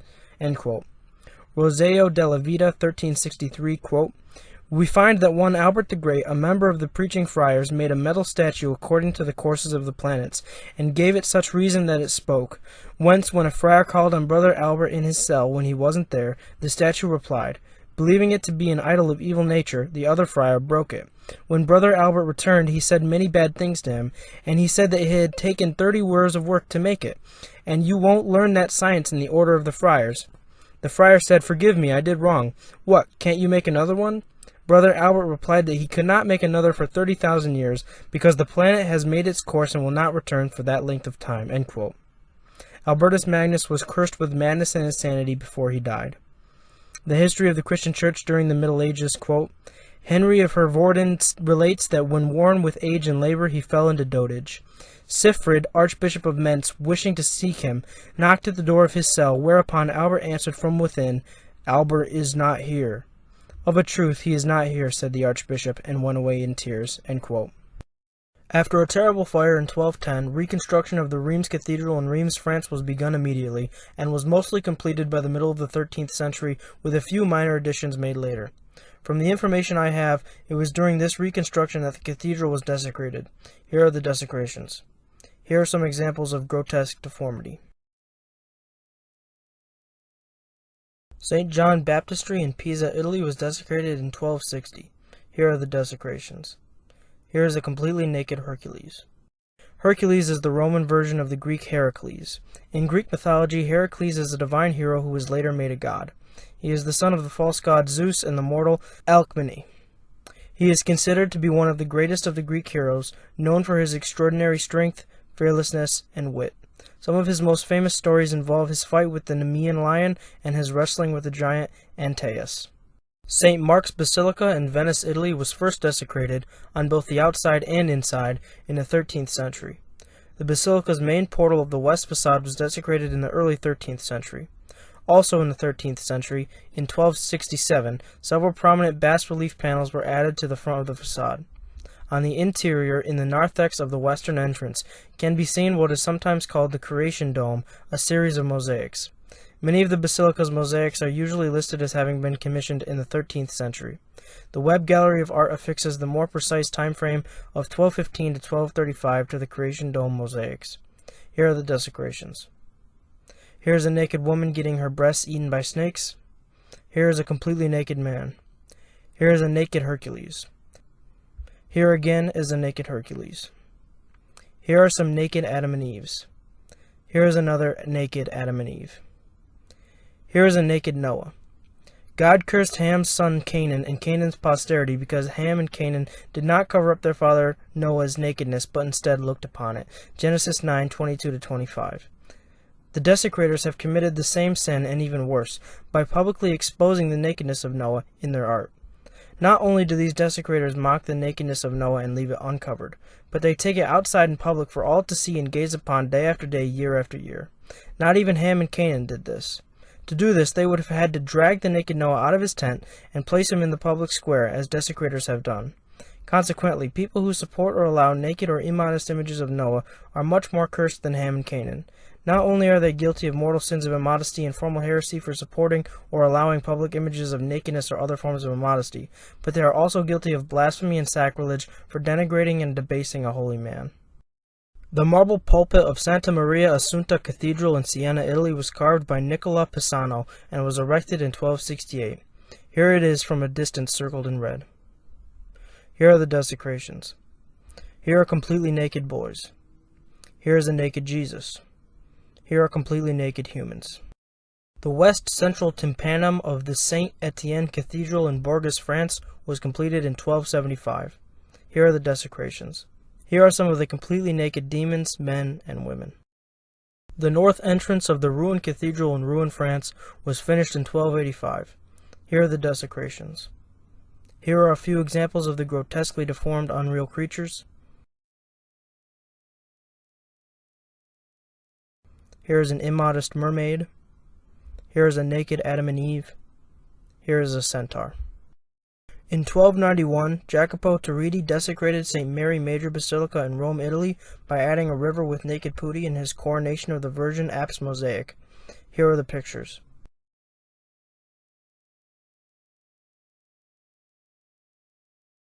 In 1291, Jacopo Torridi and Jacopo da Camerino were given the job of decorating St. John Lateran Basilica's apse with mosaics. Throughout all the Lateran fires, the apse remained intact. From 1888 to 1886, the apse was completely remodeled and the original mosaics were preserved for restoration by order of Antipope Leo XIII. The present mosaics are exact copies, made through a process which involved creating molds from the original but faded mosaics that were still in place at that time. Although at first glance the apse mosaic appeared to be extremely pious, the desecration was introduced in the River Jordan portion of the seam in the form of naked putti. In this section of the mosaic, putti can be seen playing in the Jordan. From windsurfing to picking flowers to catching animals, the image of the mythological Puto seems to be everywhere. In the 1300s, the moral state of France was very bad due to the desecration of Catholic places. John Gerson, reformer and mystic, quote, "Among the people, pleasures were rude and conscience was sluggish. With none to correct or advise them, they run rapidly to extremes of degradation." Something of this kind was happening in France at the end of the 14th century. This state of affairs is reflected clearly in the art of the time. Decadence in art had, to be sure, followed decline in religious practice. End quote. Santa Maria Assunta Cathedral in Pisa, Italy was first desecrated in 1310 when Giovanni Pisano constructed a pulpit. This pulpit desecrated the cathedral until the 16th century when there was a large fire. It was then removed during reconstruction but was ultimately returned in 1926. Here is it from a distance circled in red. Here are the desecrations. Here is an immodest Pisa muse suckling two naked infants. The muses, also described as mythological virtue creatures, are the 9 daughters of the false god Zeus and are pagan representations of the virtues. Catholics are forbidden under pain of idolatry to use such pagan figures to represent the virtues.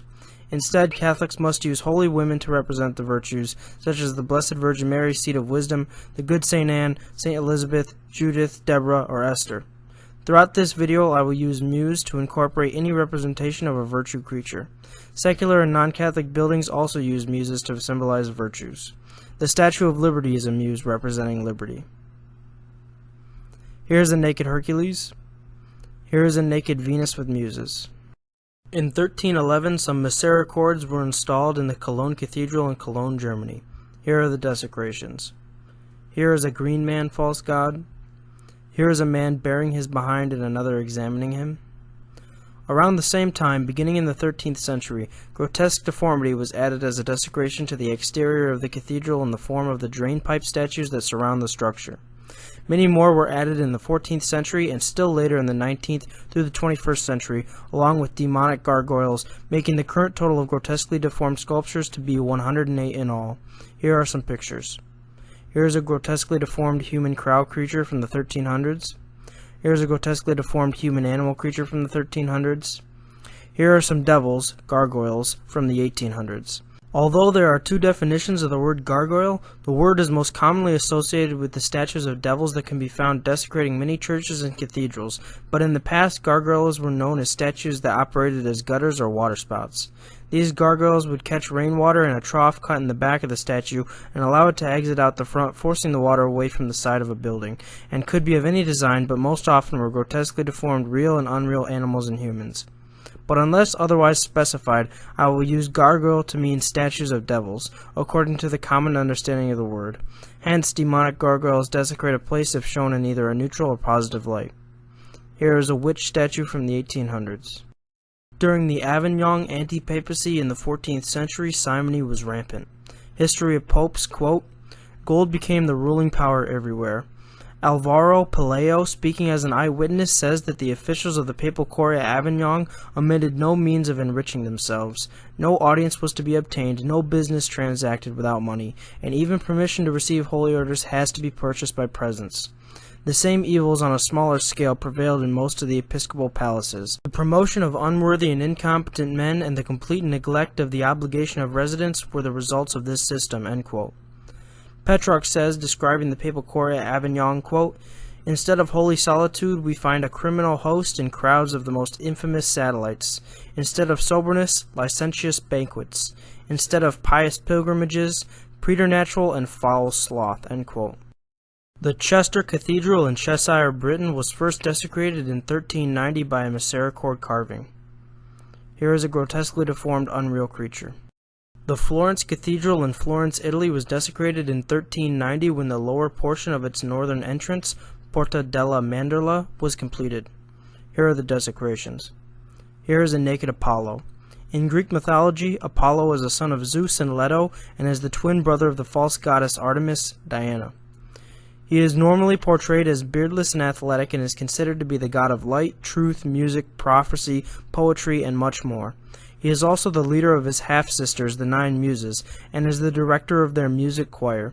He is also known for his lustful relationships with both men and women. One of his most famous lusts after a female was his pursuit of the nymph Daphne, which ended when she was magically turned into a tree. The Roman equivalent to Apollo is the false god Phobos. Here is a naked Venus. Here is a naked man. Here are some of the labors of Hercules. Here is a naked Hercules. Here is a naked Pluto.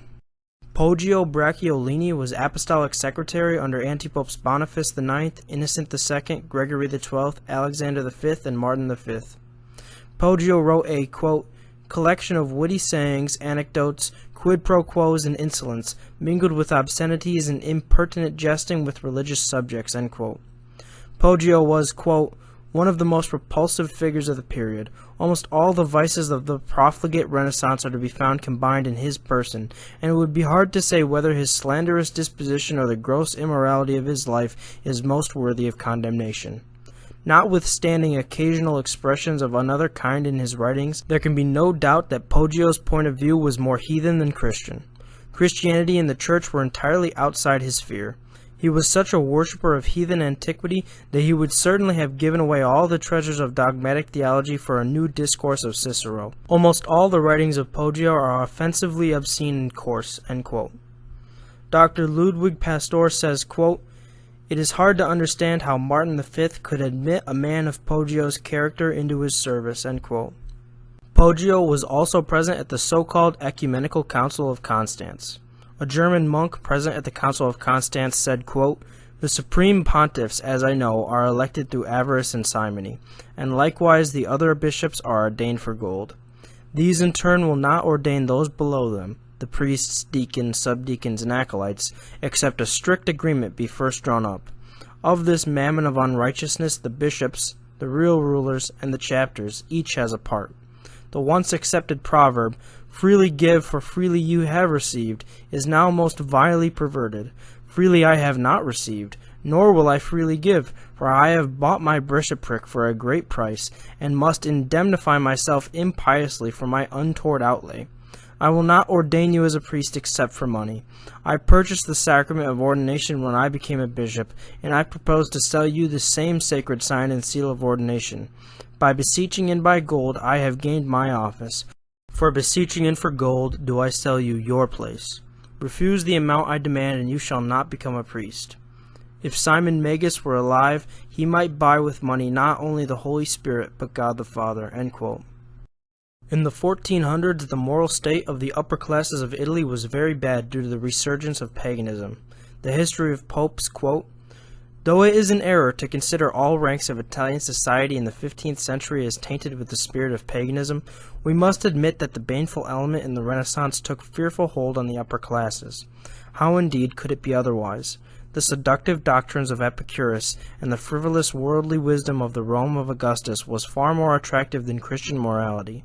To a pleasure-loving and corrupt generation, the vain mythology of heathenism was infinitely more congenial than the gospel of a crucified Savior and the religion of self-denial and continence.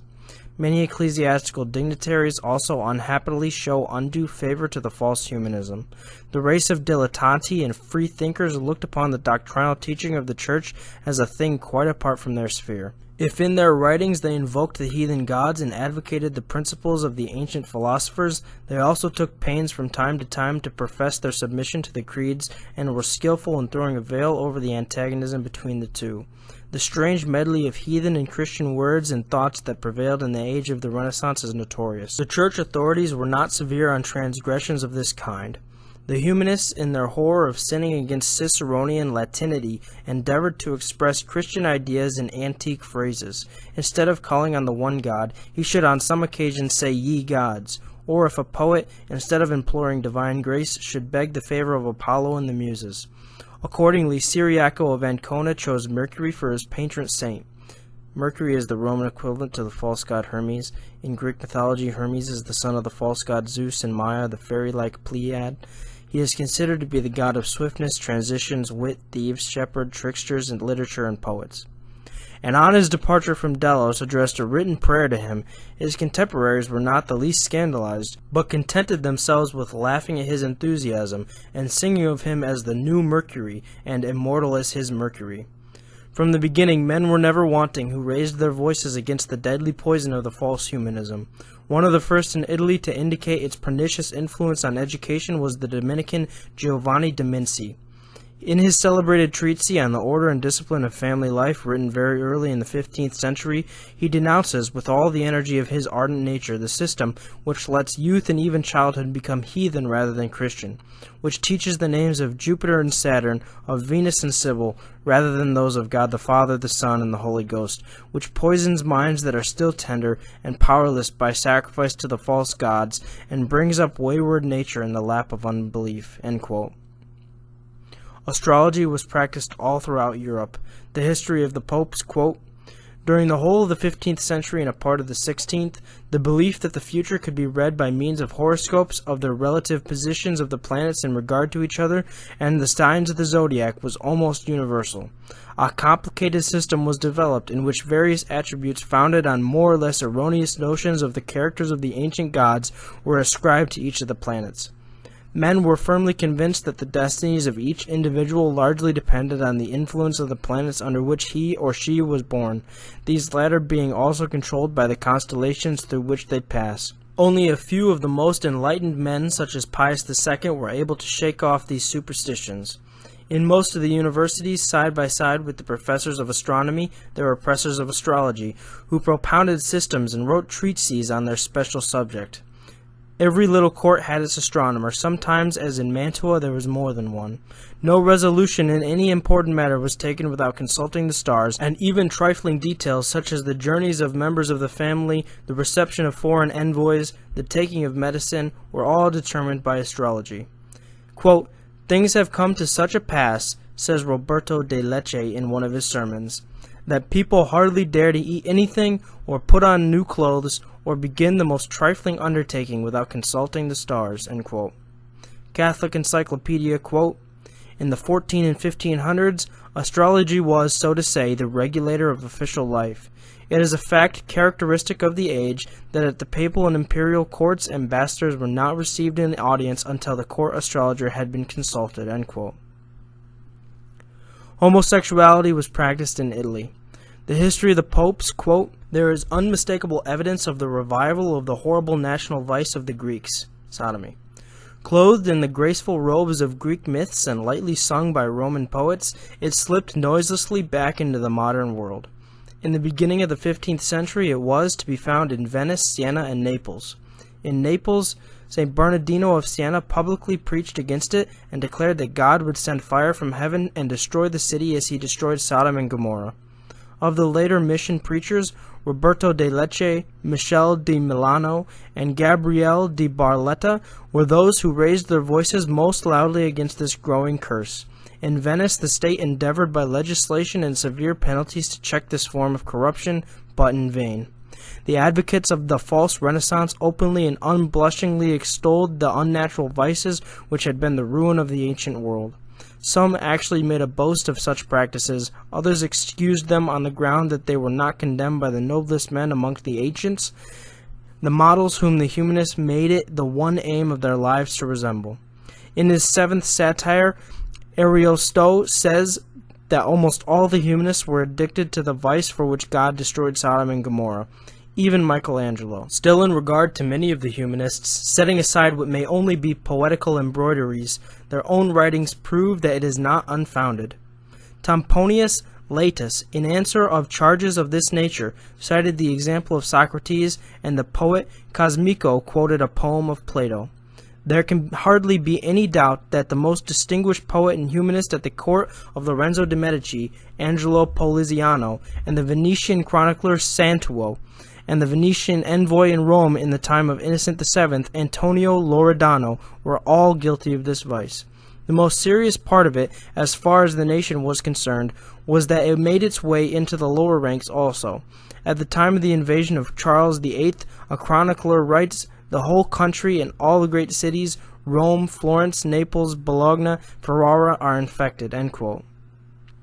In 1427, Bernardine of Siena said, quote, "O Italy, how much more than any other province have you become contaminated? Go to the Germans and hear what lovely things they say about the Italians. They say there is no people in this world that are greater sodomites than the Italians." End quote. Pornography was sold outside of churches, according to the Chancellor of the University of Paris at the time, John Gerson. John Gerson, A Complaint Against the Corruption of Youth, 1402, quote, "The filthy corruption of boys and adolescents by shameful and nude pictures offered for sale at the very temples and sacred places. Christian boys are initiated into sexual impropriety by ungodly mothers and impure maids, to the silly laughter of lost fathers. Boys are led astray by most obscene songs and gestures and garments, even sometimes in church and on most holy days and in most holy places. And there are many other detestable acts about which it is most shameful to think or even write, for these things exceed Sodom and Gomorrah." End quote.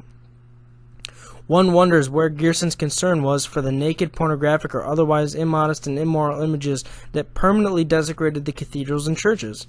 When boys and girls attend religious services in these cathedrals and churches, these images are in their face. The desecrated cathedral or church itself is giving naked and pornographic images to them for free. Once lust was incited in these children in the cathedral or church, they could then buy naked pictures on the way out of the cathedral or church to take them home and look at them during the week. Between 1400 and 1408, John Gerson wrote several letters and works condemning the Feast of Fools. I quote extensively from John Gerson. John Gerson, Letter 3, quote, "In major churches and in cathedrals, false remnants from sacrilegious rites of pagans and idolaters almost everywhere are carried out." End quote. My commentary. He says here that this takes place in major churches and cathedrals almost everywhere. So evidently this has spread much farther than just Notre Dame back in 1199. I continue the quote. "Neither the place of prayer, nor the presence of the holy body of Christ, nor the celebration of the divine office keep churchmen from acting in the most vile dissoluteness and performing such acts about which it is a horror either to write or even to think. But if one of the prelates of these churches tried to stop such practices, he would immediately be ridiculed, hissed at, and attacked. 'Behold,' they say, 'how much wiser and more useful to the church were your predecessors, who not only tolerated these practices, but also flattered those who performed them.' Thus, the negligence of former prelates in providing authority for vile and heinous crime is to be condemned, and already has been condemned, unless they should repent." End quote. My commentary. Gerson says here that prelates either flattered those who performed the Feast of Fools or tolerated the Feast of Fools. Gerson says that the prelates are already condemned unless they repent. This was very good, but insufficient. The prelates are not merely condemned, as Gerson says. Only saying that the prelates are condemned seems to say that the prelates are guilty of mortal sin. But the prelates are not just guilty of mortal sin only. They are also non-Catholic idolaters and glorifiers of immorality. Even though Gerson says that the prelates who supported or allowed the Feast of Fools are condemned, Gerson never says that the prelates who supported or allowed the Feast of Fools are non-Catholic idolaters and glorifiers of immorality who people must not be in religious communion with. Because Gerson never denounces the prelates who supported or allowed the Feast of Fools as non-Catholics, he therefore believed that one can support or allow the Feast of Fools and remain Catholic. Gerson therefore believed that one can commit idolatry and glorify immorality and remain Catholic, and that it is okay to remain in religious communion with idolaters and glorifiers of immorality. I continue the quote. Some people excuse themselves by saying that they by no means lack the will to get rid of such practices, but have not the power to do so. And they perhaps could be heard, if they concern themselves with as much devotion as they show in the maintenance of the most insignificant secular laws. My commentary. To his credit, John Gerson wanted the people who did the Feast of Fools to be punished. See his works, Against the Feast of Fools and For the Reform of the Kingdom. But he did not denounce all who supported or allowed these desecrations as automatically excommunicated for glorifying immorality and idolatry, and warned Catholics that they must not be in any kind of religious communion with them. What good is it if you want a glorifier of immorality to be punished, but you still call him Catholic and remain in religious communion with him? It's more important to denounce those who participated in the Feast of Fools as non-Catholic glorifiers of immorality than it is to advocate for their punishment. Here's why. If you denounce the people who participated in the Feast of Fools as non-Catholic glorifiers of immorality, then everyone who hears your condemnation will know that one cannot glorify immorality and still be Catholic. If you only advocate for their punishment, but you still call them Catholic and remain in religious communion with them, then the people who hear your condemnation will think that someone can glorify immorality and still be Catholic. But even if you think that Gerson's advocation for the Feast of Fools participants' punishment was enough, and that he didn't also need to denounce them as non-Catholic glorifiers of immorality or warn Catholics that they must not be in religious communion with them, Gerson has a much bigger problem. He didn't condemn the desecrations of the churches which were prevalent in France in his day. John Gerson condemned the abomination of the Feast of Fools that happened once a year in the churches, but he didn't condemn the abominations that were permanently in the churches for all to see.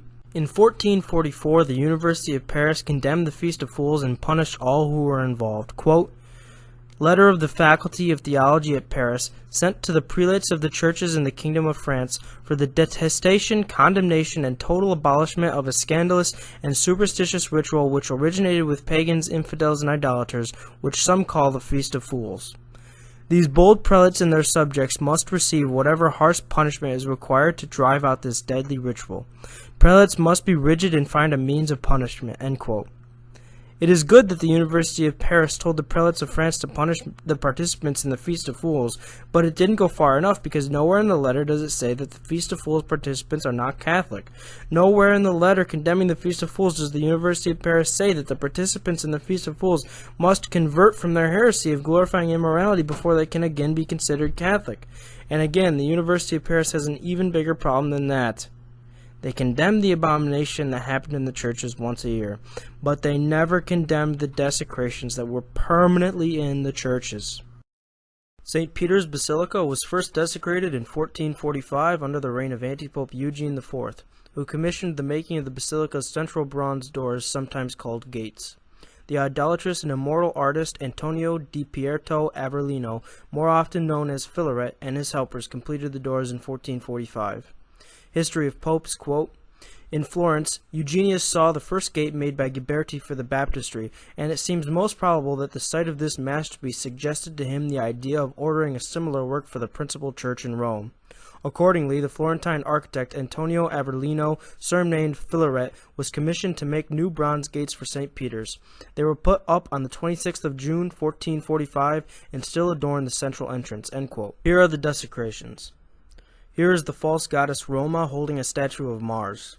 In Roman mythology, Roma is a female deity who personifies the city of Rome and the Roman state. Here are naked satyrs. In Greek mythology, a satyr is one of the herd of male companions to the false gods Pan and Dionysus. Satyrs have goat-like features, a goat tail, goat-like ears, and often horns. In myths, they are often depicted full of lust and playing pipes. Here is a drunken satyr with putti. Here is a satyr with putti. Here is a cart being pulled by satyrs with putti. Here are naked putti. Here are unreal griffins. In mythology, a griffin is an unreal creature that seems to have its origin based in ancient Babylonian, Persian, and Assyrian mythology. It is shown as a creature with the body of a lion and the head, claws, and sometimes wings of an eagle. Instead of laying eggs, they lay precious agate stones and are very fond of guarding gold mines. Griffins are commonly called the pets of the gods and are often portrayed pulling the chariots of the false goddess Nemesis and the false gods Apollo and Zeus. However, there is a real creature also called by the name griffin. It is a vulture and is mentioned in the Bible alongside other birds of prey in the book of Deuteronomy, but this creature is not to be confused with the unreal griffin mentioned above. The real griffin vulture is a common but very large bird that still lives in Europe, North Africa, and Asia. Here is the false god Janus. Here is Circe turning men into beasts.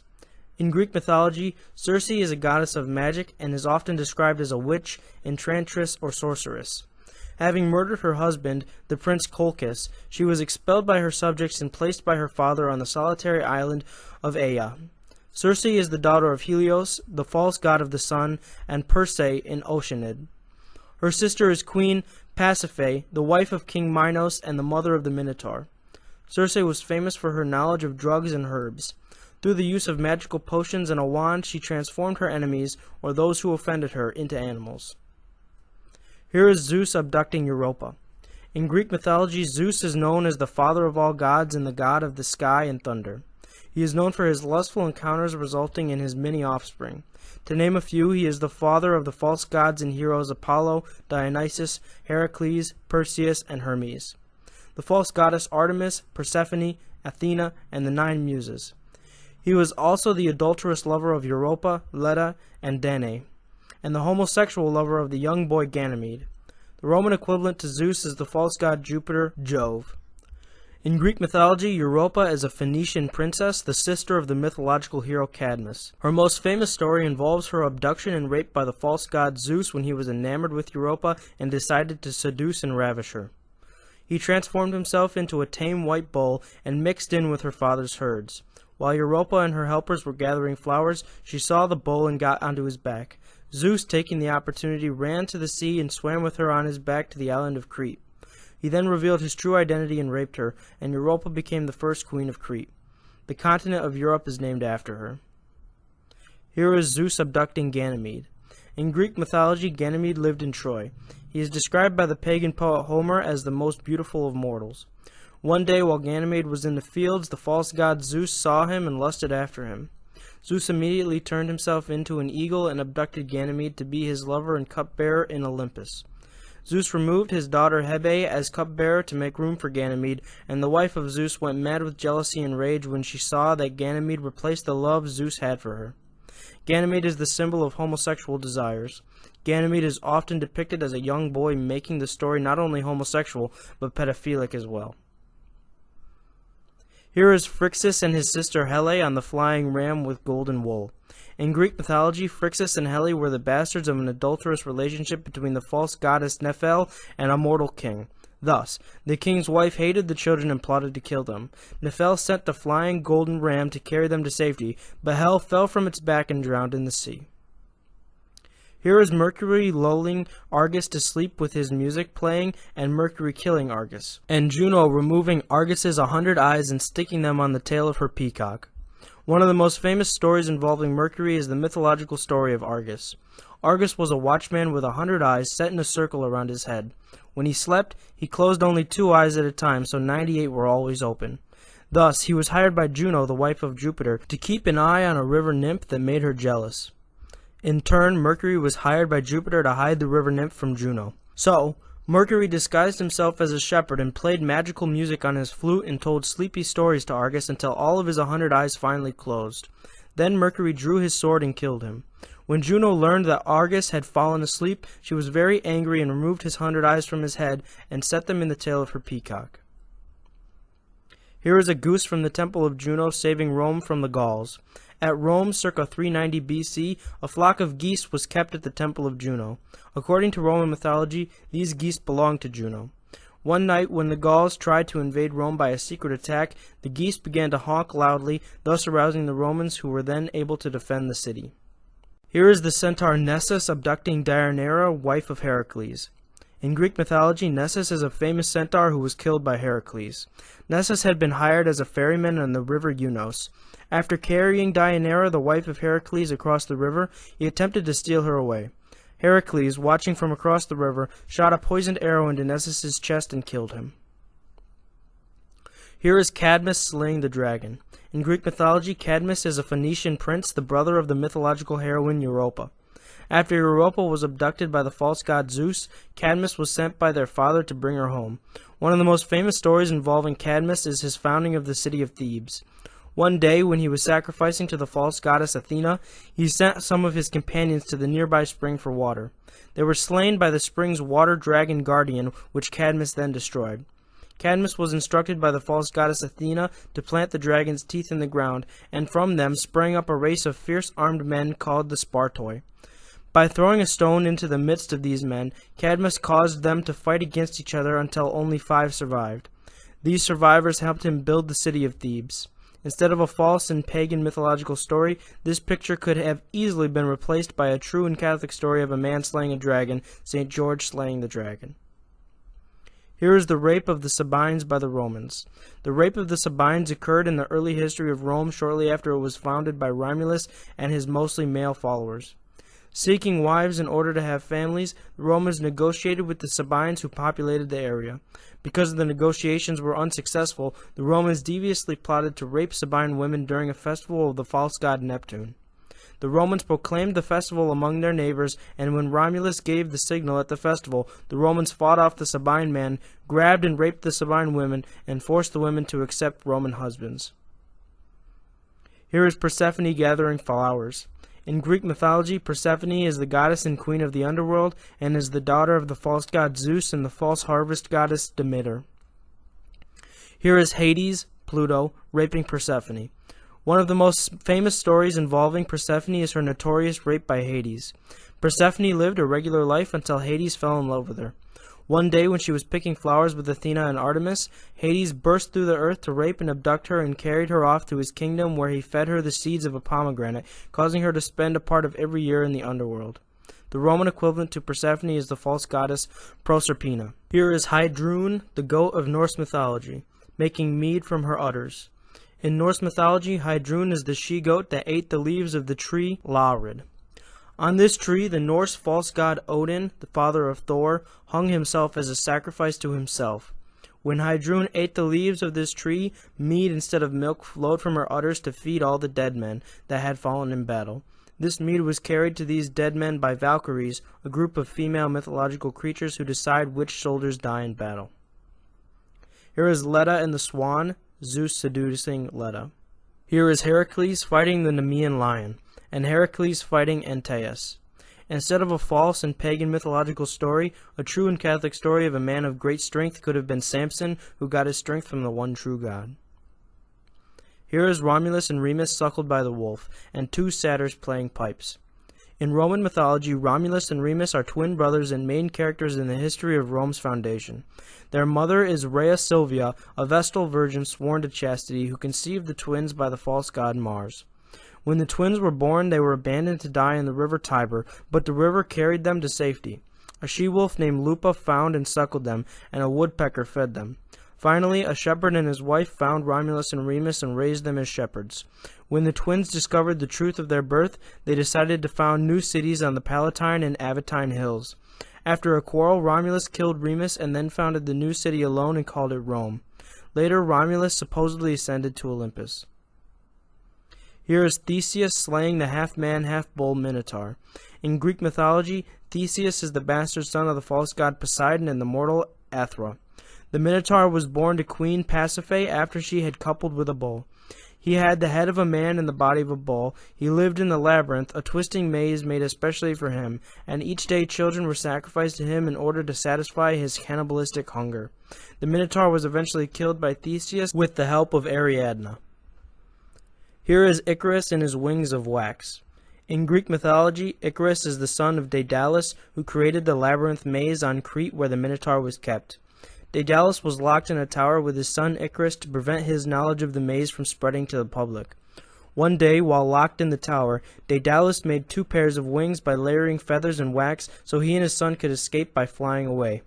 Icarus tested the wings first, but Daedalus had forgotten to remind him to keep away from the sun, which ultimately melted the wax in Icarus's wings and sent him crashing to his death. Here is Cupid, the false god of desire and son of Venus. Here is Pan raping the nymph Syrinx and a satyr playing pipes. In Greek mythology, Pan is the satyr god of nature and the wild, fertility, shepherds, hunting, and music. He is also a companion of nymphs. He is famous for lusting after the nymph Syrinx and for his Pan pipes. The Roman equivalent to Pan is the false god Faunus. Here is the false god Dionysus changing the pirates into dolphins. In Greek mythology, the false god Dionysus was seen by pirates on his journey home to Greece. The pirates seized him and brought him aboard their ship. They then attempted to tie him to the ship, but the ropes refused to hold. Whenever a rope touched him, it fell apart. Dionysus watched calmly, smiling. Looking around, they saw the ship quickly becoming overgrown with vines that held it fast. Dionysus then changed himself into a lion and began to chase the crewmen. To escape, they leaped overboard, but were changed into dolphins in the water. Instead of a false and pagan mythological story, a true and Catholic story involving a ship could have been when St. Paul was shipwrecked at sea. Here is a mythological Gorgon creature. In Greek mythology, the Gorgons are 3 sisters who have a hair of living venomous snakes and horrifying faces that turn those who behold them to stone. Here is Deucalion and Pyrrha, a false version of the flood and repopulation of the world. In Greek mythology, Zeus decided to put an end to the Bronze Age with a flood. Deucalion and his wife Pyrrha were the only survivors. Once the flood was over, Deucalion consulted an oracle about how to repopulate the earth. He was told to throw rocks over his shoulder. When Deucalion and his wife threw rocks over their shoulders, the rocks began to change, growing greater until a human form emerged. The rock parts that were soft and moist became skin, the veins of the rocks became human veins, and the hardest parts of the rocks became bones.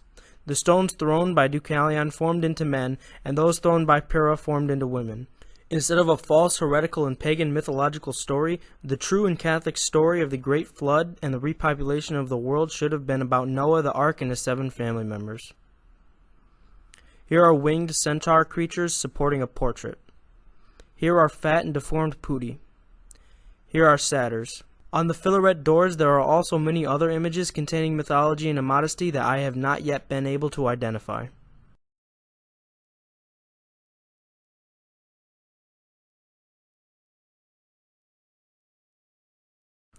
The Vatican II Church's desecration of the Basilica of St. Francis of Assisi in 1986 by placing a statue of Buddha on the tabernacle on the altar was not as evil as the desecration of St. Peter's Basilica in 1445. The Buddha on the altar was removed after this idolatrous and sacrilegious event. But the many Buddhas, the many idols, the many false gods that desecrated many churches and other holy places since the 11th century were never removed or taken down, even to this day. San Francesco Church in Rimini, Italy was built in 1450 by Leon Battista Alberti. The church is officially named for St. Francis of Assisi, but due to the overwhelming paganism in the church, it is better known by the name of the man who commissioned it, Sigismondo P. Malatesta. The history of the popes, quote, "The so-called Temple of Malatesta at Rimini, a church built by Leon Battista Alberti at the desire of this tyrant, is absolutely heathen. There is hardly a single Christian symbol or religious inscription in the whole of this structure. The statue of St. Michael is a portrait of Malatesta's mistress, the famous Isotta. All historians of art agree in saying that the Church of San Francesco, when rebuilt according to the plan of Leon Battista Alberti in the newly revived classical style, had far more resemblance to a heathen temple than to a Christian church. The only difference, as a witty observer puts it, is that it was destined not for the worship of Juno, Venus, or Minerva, but for that of Sigismondo's mistress, afterwards his wife, the beautiful Isotta. The profane character of the Temple of Malatesta was strikingly manifested in the interior, which was adorned with royal magnificence. In all the marble tablets lavishly spread over the walls, scarcely a single Christian symbol or figure from any saintly legend is to be seen. Of the numerous inscriptions, but one has a doubtful reference to religion. The cross, the Christian symbol of victory, seems to be purposefully avoided in the decoration. On the other hand, heathen allusions abound, and Isotta and Sigismondo appear as the presiding genii of the edifice. In Roman mythology, genii are protective spirits. Genii is the plural form of genie. They are usually depicted with wings and effeminate, naked or almost naked, and have specific duties such as guarding tombs or doorways. The genii are pagan and idolatrous replacement of Catholic guardian angels. Hence, genii also fall into the category of devils. The divinity is to be honored in the temple. On the balustrades, friezes, arches, vaults, everywhere the interlaced letters I, Zoda, and S, Sigismondo, together with the arms and emblems of Malatesta, are introduced. Some of the inscriptions deify the builder as Jupiter or the Apollo of Rimini. Diana, Mars, Mercury, Saturn, even Venus arising from the sea, together with almost all the other personages of the heathen Olympus, are portrayed in the chapel of Jerome. The sarcophagus of Sigismondo and the splendid monument of Isotta, which rests on two elephants, the armorial supporters of the Malatesta, are equally devoid of any Christian symbol. Certainly such an edifice as this fully merited the condemnation of Pius II, who says in his memoirs that San Francesco at Rimini appeared to be a temple for heathen rather than for Christian worship. End quote. By this correct but incomplete condemnation of the desecrations in the Malatesta temple, Antipope Pius II, 1458 to 1464, condemns himself for the same thing because he either supported or at least allowed the idols that desecrated St. Peter's Basilica and other places to remain, and he conducted religious services in these desecrated places. He seems to hold that it is acceptable to have false gods in a church as long as there are not too many of them. Antipope Pius II's condemnations of the desecrations in the Malatesta temple is incomplete and thus insufficient because he did not declare the temple to be a desecrated place, nor tell Catholics they were forbidden to conduct or attend religious services in it. And he also did not denounce Malatesta as an idolater. Hence, Antipope Pius II was guilty by sins of omission of the same idolatry he condemns Sigismondo Malatesta of, because he did not denounce Malatesta as an automatically excommunicated idolater and warned Catholics to avoid him in religious matters. Instead, he continued to treat Malatesta as a Catholic in good standing instead of an excommunicated idolater. Apostate Antipope Pius II was guilty not only of sins of omission but also of non-judgmentalism and non-punishmentalism because of his obstinate and persistent inaction. Catholic Encyclopedia, quote, Sigismondo Malatesta, born 1417, died 1468. An appalling picture of his character is given by Pope Pius II in his commentaries. He was undoubtedly one of the worst tyrants of the Renaissance without fear of God or man. At the same time, he shared to a high degree in the Renaissance cult of art and letters, and many humanists and poets found shelter at his court. The Temple of San Francesco at Rimini, the most pagan of all professedly Christian churches, was built for him by Leon Battista Alberti. Piero di Franceschi painted him as kneeling before Saint Sigismund, and Pisanello cast his portrait in a splendid medal which is a masterpiece of its kind. Sigismondo is accused of the murder of his two wives, Ginevra d'Este and Polissena Sforza. He afterwards married his mistress, the famous Isotta degli Atti, in whose honor he composed poems which are still extant. Pius II, who held him in peculiar abhorrence, partly because of his treachery towards Siena, had begun by decrees to deprive him of his dominions, and Paul II continued the same course until only Rimini itself remained. Infuriated at a demand to surrender Rimini also, Sigismondo went to Rome in 1468 with the intention of slaying the Pope with his own hands. Either opportunity or resolution failed him. Paul seems to have pardoned him and even confirmed him in the possession of Rimini, but Sigismondo returned home a broken man and died a few months later. End quote. Here are the desecrations on San Francesco Church, aka Malatesta Temple, in Rimini, Italy. Here are some of the fat naked putti at the tomb of Isotta Malatesta. Here is the immodest false goddess Athena with mythological heroes. In Greek mythology, Athena is the goddess of philosophy, wisdom, courage, justice, inspiration, and more. She is the daughter of Zeus and Metis, the false goddess of crafty thought, and was not born naturally but instead sprang out of Zeus's forehead. The Roman equivalent to Athena is the false goddess Minerva. Here is the false god Mercury with his symbols. Here is the effeminate statue of St. Michael resembling Isotta Malatesta. Here is Hydrune, god of Norse mythology. Here is the false god Jupiter with his eagle symbol. Here is the false god Saturn with his sickle symbol.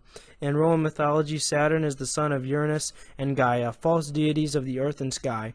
He is famous for usurping his father's throne and in time being likewise usurped by his son, the false god Jupiter. The Greek equivalent to Saturn is the false god Cronus. Here is the false goddess Diana, almost completely naked. Diana is the Roman equivalent to the false goddess Artemis. In Greek mythology, Artemis is a daughter of Zeus and is the twin sister of the false god Apollo. She is considered the goddess of hunters, animals, virginity, and childbirth. She is often depicted carrying a bow and arrows, with a crescent moon on her forehead, or with many breasts. Here is the birth of the false goddess Venus, completely naked. Here is the false god Mars. Here are the astrological symbols of the zodiac. Here are the pagan sibyls. The sibyls were pagan seers whom God used to prophesy certain truths about Jesus Christ. At times, God sends true prophecies among pagans in their pagan religions, such as Balaam during the Old Covenant era, in an attempt to convert them when the true religion is revealed to them. Hence, an image of a sibyl can be shown in a Catholic place as long as it is modest and shown in a negative light, and thus glorifies the prophecies about Jesus Christ, but not the sibyl. To be shown in a negative light, the image of the sibyl must be accompanied with the following or similar words. Even the pagans were forced by God to prophesy the truth about Jesus Christ. And it can even include some of their prophecies about Christ. But to simply put an image of a sibyl up in a Catholic place without any explanation desecrates the place for glorifying the pagan sibyl and her false religion. One would think that the sibyls were holy and thus equal to the holy prophets, such as Isaiah, Jeremiah, or that their religion was true and thus equal to Judaism. In 1452, the Ghiberti doors were placed on the St. John Baptistry in Florence, Italy. Here are the desecrations. Here is a naked Adam and Eve. Here is a naked Samson. Here is a naked Noah. Here is the sacrifice of Isaac with Isaac completely naked. Here is Noah naked and his wife immodestly clothed at the base of the door. In the 1460s, Santa Maria Assunta Cathedral in Siena, Italy was desecrated by 2 small holy water fonts and 1 large holy water font. Here are the desecrations. Here are naked people on the fonts. Here is a naked Adam and Eve. Here is Hercules and the Nemean lion. From 1471 to 1484, Sixtus IV was anti-pope. He practiced astrology. Catholic Encyclopedia, quote, "Popes became votaries of astrology. Sixtus IV," end quote. In 1471, Antipope Sixtus IV opened a public museum in the Capitoline Palace for his collection of classical art. This was the first of what would become the Vatican Museums. Most of the Vatican Museums were established in 1769. Since I cannot be certain of what artifacts were included in Antipope Sixtus IV's 1471 museum, and what artifacts were only added in later centuries, I will not examine the contents of the Vatican museums until later in the video when we reach 1769 and the establishment of the modern Vatican museums. However, let it be known that in 1471, Antipope Sixtus IV opened a public museum for his collection of classical art. It is extremely unlikely that this museum of classical art did not feature any immodesty, false gods, etc. In 1480, Santa Maria Assunta Cathedral in Siena, Italy was desecrated by an entrance pillar. Here are the desecrations. Here is a demonic creature. Here is a completely naked woman riding a grotesquely deformed creature. Here is a completely naked man carrying something heavy. Santa Maria Gloriosa dei Frari Basilica in Venice, Italy was first desecrated in 1488 when Bellini's Venetian triptych altarpiece was painted. Here are the desecrations. Here is Mary and the naked child Jesus. Here are filigree creatures above the painting. Filigree creatures are grotesquely deformed, unreal creatures that are half human and half filigree and have no religiously symbolic meaning. Here are putti exposing their behinds. In 1492, the tomb of Antipope Innocent VIII was placed in St. Peter's Basilica.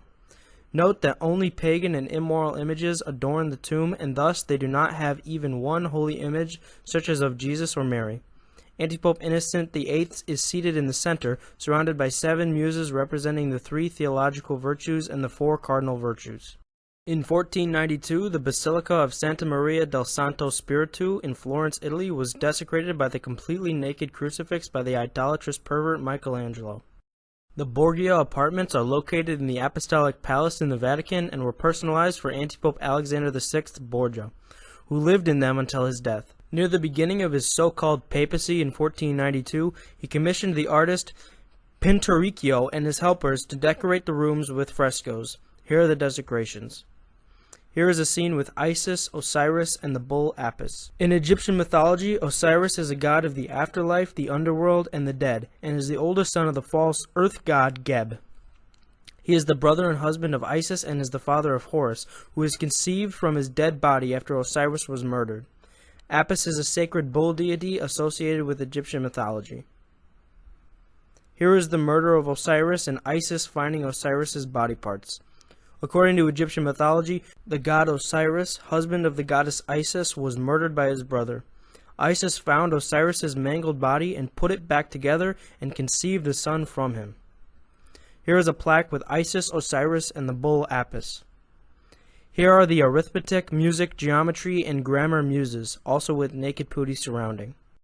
Alexander VI was one of the most notoriously immoral papal claimants of all time. Many people use him as the perfect example to illustrate that a pope does not lose his office through immorality, only through heresy.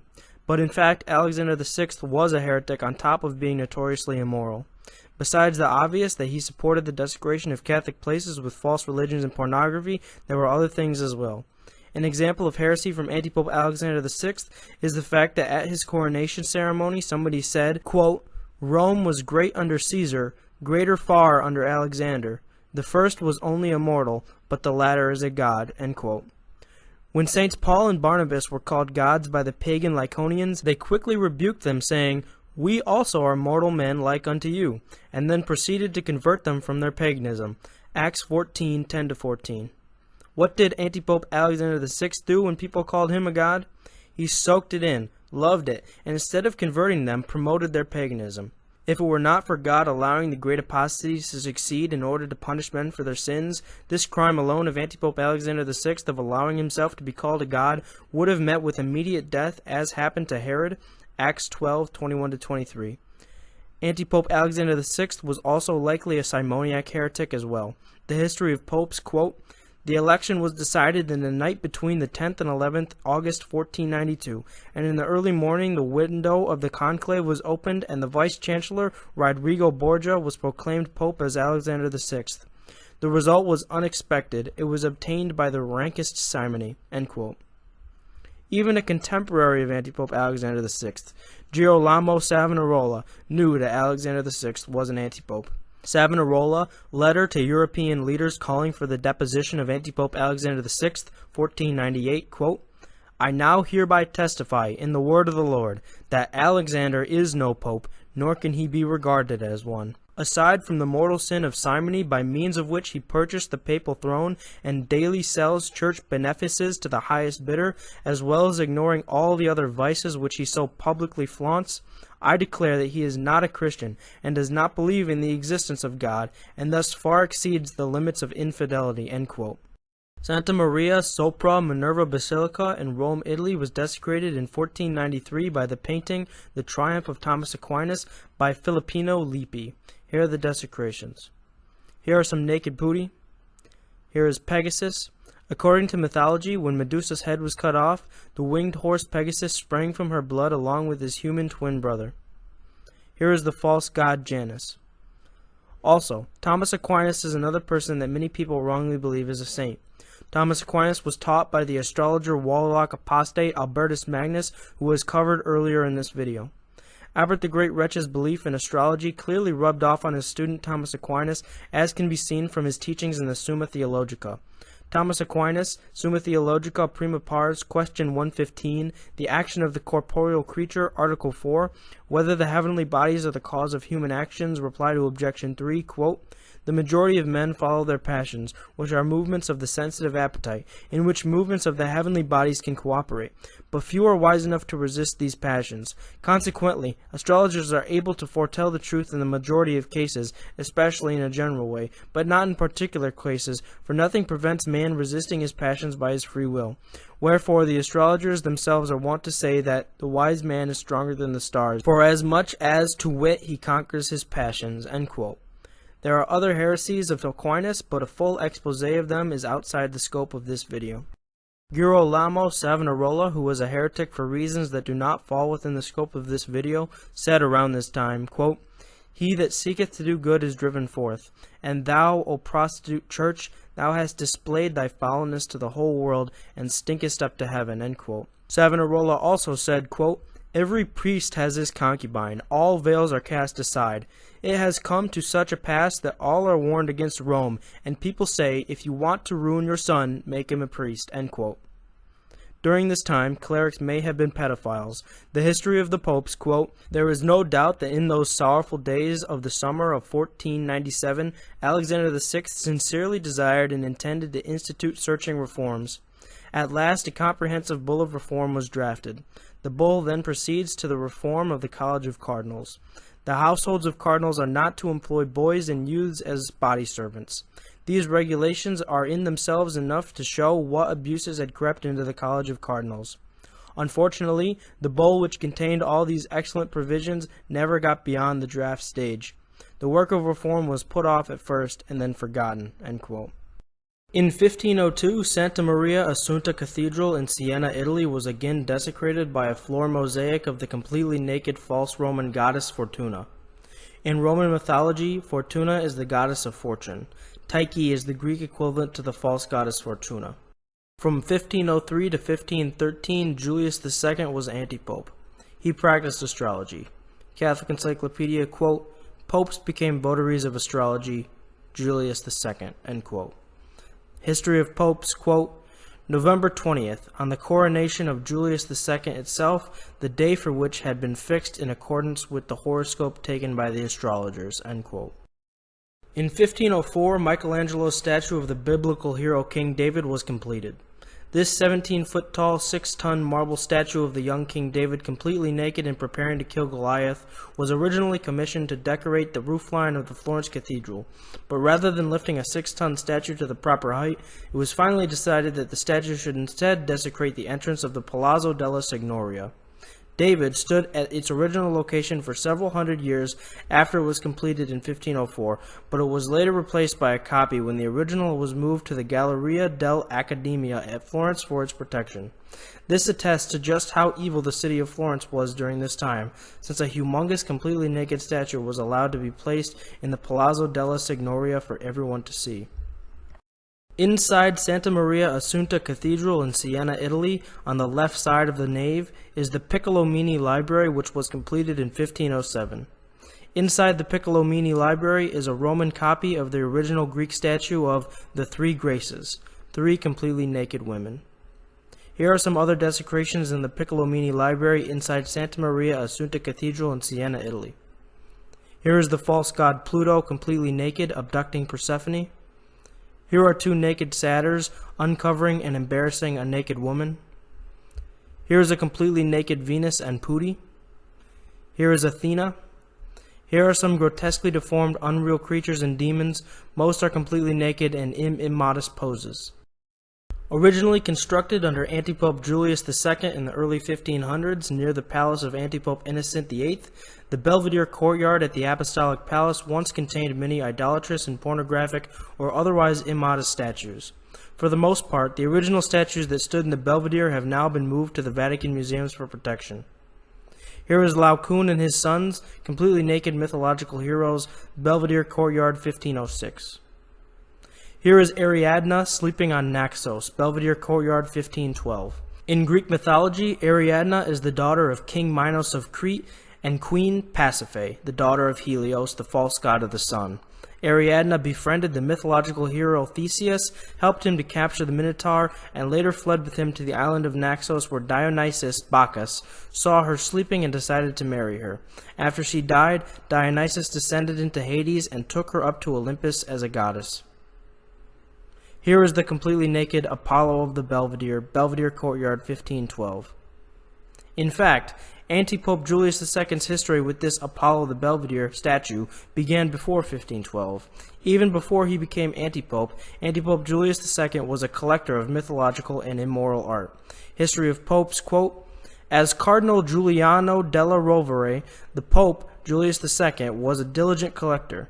In the time of Innocent VIII, apparently he succeeded in obtaining a newly discovered statue of Apollo, which he placed in the garden of St. Pietro in Vincoli.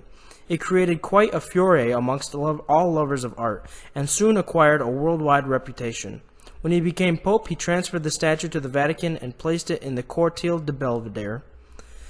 The Vatican collections, the papacy and art, quote, in 1503, the new Pope Julius II transferred to the Vatican the statue of Apollo, which, until then, he had kept in the garden of his cardinal's residence at San Pietro in Vincoli. The sculpture was placed in the Palazzetto of Innocent VIII on the pleasant Belvedere hillside, a place of repose chosen by the popes not far from the Vatican Palace, end quote. Whereas St. Benedict destroyed a statue and grove of Apollo and Venus and set up a holy monastery in their place, the anti-pope Julius II did the opposite. He set up a statue of Apollo and Venus in the Vatican's Cortile de Belvedere. The 4 Raphael rooms, stanze di Raffaello, in the Apostolic Palace at the Vatican were decorated for anti-pope Julius II's use as his personal apartments, which he set aside for his study room, dining room, and reception rooms. They are located directly above the Borgia apartments and were desecrated beginning around 1508. 2 of the rooms were completed by the idolatrous and immoral artist Raphael, and 2 were completed by his assistants after his death. Only 2 of the rooms were completed by the time Julius II died in 1513, so the rest of the work continued under Antipope Leo X Medici. The last of the rooms to be completed was the Room of Constantine. The first room to be desecrated was the Room of the Signatures, or the Camera della Signatura, which was desecrated from 1508 to 1511. The ceiling in this room is desecrated with 8 main panels containing smaller scenes in between. Here are the desecrations. Here is the Philosophy Muse on a throne decorated with Artemis of Ephesus. Here is the Urania, or Astronomy Muse. Here is the Theology Muse with immodest putti. Here is Adam and Eve completely naked. Here is Apollo flaying Marsyas. Here is an immodest in the Judgment of Solomon. Here are naked putti surrounding the Holy Spirit. Here is the mythology-loving heretic Dante. Dante Alighieri calls God the supreme Jupiter in the Divine Comedy. That is blasphemy. Here is the idolatrous and immoral architect Bramante. Here is Zoroaster in The School of Athens by Raphael. Zoroaster was an ancient Iranian spiritual leader who founded what is now known as the false religion of Zoroastrianism. Here is Apollo surrounded by muses. Here are Dante, Homer, and Virgil. The Sistine Chapel is the most famous chapel of the Apostolic Palace, which is the official papal residence in Vatican City. This chapel was decorated with frescoes beginning in 1508 by the idolatrous pervert Michelangelo and others. Here are the desecrations. Here is the drunkenness of Noah, showing not only him naked, but also his 3 sons, even though the Bible teaches that none of Noah's sons were naked during this incident. If Noah's whole family had walked around completely naked, as Michelangelo portrayed, then what was the big deal about Noah being naked? Here is the creation of Adam, showing Adam and putti completely naked. Also, God has an arm around a naked female Sophia in the personification of wisdom. Here is the temptation of Eve, showing Adam, Eve, and a female serpent demon completely naked. Here is a biblical family with a naked baby and 2 naked sleeping demons. Here are naked demons and a goat skull above a scene from the Bible. Here are 6 of the 20 effeminate naked men, aka ignudi, on the Sistine Chapel ceiling. Here is the pagan Delphic Sibyl on the ceiling. Here is the pagan Libyan Sibyl on the ceiling. Here is the pagan Persian Sibyl on the ceiling. Here is the pagan Cumaean Sibyl on the ceiling. From 1513 to 1521, Leo X was anti-pope. He practiced astrology. Catholic Encyclopedia, quote, "Popes became votaries of astrology, Leo X," end quote. Anti-Cardinal Bibbiena, Bernardo de Vizzi, a humanist and immoral comedy writer and a very close friend of the anti-pope Leo X Medici, had his bathroom at the so-called Holy Apostolic Palace desecrated by the immoral Renaissance artist Raphael in 1516. Covering the walls are dozens of desecrations. Here are the desecrations. Here is naked Venus with Cupid. Here is a completely naked woman with a seashell. Here is a wall sculpture depicting the false harvest god. Here is Pluto with a cornucopia. Here is a naked nymph being watched by a naked and lustful satyr. In 1518, Santa Maria Gloriosa dei Frari Basilica in Venice, Italy was again desecrated by the painting The Assumption of the Virgin by Titian. Here you can see naked putti surrounding Mary. The paintings in the room of Constantine were executed from 1520 to 1524 by Giulio Romano according to the designs of Raphael. The room is supposed to be dedicated to the victory of Christianity over paganism. However, its paintings are no less pagan or immodest than any of the other rooms. Here are the desecrations. Here are naked and immodest women and putti in the Vision of the Cross. Here are Greek sphinxes at the top center of the painting. Here is the baptism of Constantine with 4 women on either side bearing their breasts, 2 of which have the crescent moon symbol representing the false goddess Diana. Here is the ceiling with completely naked putti and a woman bearing her breasts. In 1521, Santa Maria Sopra Minerva Basilica was again desecrated, this time by the blasphemous statue Christ the Redeemer by Michelangelo. From 1523 to 1534, Clement VII was anti-pope. He had a court astrologer. Catholic Encyclopedia quote, Lucas Garricus, the court astrologer of Popes Leo X and Clement VII, who published a large number of astrological treatises, end quote. In 1523, the Belvedere torso of Hercules was placed in the Belvedere courtyard. Also in 1523, a completely naked Aphrodite statue was placed in the Belvedere courtyard. In 1526, Santa Maria Gloriosa dei Frari Basilica in Venice, Italy was again desecrated, this time by the painting Pesaro Madonna by Titian. Here is Jesus naked, and there are naked putti. In 1529, the University of Salamanca was desecrated. The travel enthusiast Rick Steves stated about the University of Salamanca, quote, as a statement of the school's open-mindedness, the top honors the Pope while putting him in the company of pagan gods, end quote. Here is the false goddess Venus. Here is Hercules. Here is a pagan emperor. Here is Mars. Here are grotesquely deformed human devil creatures. Here is a devil face. Here is a grotesque and unreal animal creature. Here is a triple-headed, grotesquely deformed, unreal creature. Here are harpies on a facade column. Here is a naked Puto and more demon grotesques from the facade. Here is a green man with grotesque, unreal creatures. From 1534 to 1549, Paul III was anti-pope. He practiced astrology. Catholic Encyclopedia, quote, popes became votaries of astrology, Paul III, end quote.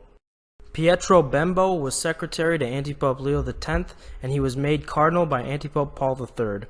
According to Ludwig Pastor, quote, his, Pietro Bembo's, epitaphs are purely heathen, end quote. And according to the Catholic Encyclopedia, quote, his life had been anything but edifying. In fact, it had been more pagan than Christian, end quote. In 1534, Hercules in Cacus by Bandinelli was placed in the Piazza della Signoria. Now, I am going to tear down another person that many people think is a saint, Thomas More. When almost all of England, More's family included, took the heretical oath and hence embraced the heresy that the King of England is the supreme head of the Catholic Church in England, Thomas More did not resist or oppose the heresy or those that took the heretical oath, but remained deadly silent and concealed the dogmatic truth that the Pope is the supreme head of the Catholic Church in England and throughout the whole world. He said nothing about the oath, one way or another, even though he refused to take it. Nor did he condemn the heresy, nor denounce the heretics, nor instruct them about the dogma. He took great pride in remaining silent about his belief that the Pope is the head of the Catholic Church in England. He left everyone in suspense about what he believed in this extremely important dogmatic matter until after he was sentenced to death. Only after he was sentenced to death because of his silence did he then publicly profess the dogma, but even then he did not condemn the oath as heretical, nor denounce as heretics those who took it. Instead, he referred to them as good Catholics and remained in religious communion with them. You can read about all of this in The Life and Writings of Sir Thomas More by Reverend T.E. Bridget. Not only that, but Thomas More's writings are also heretical.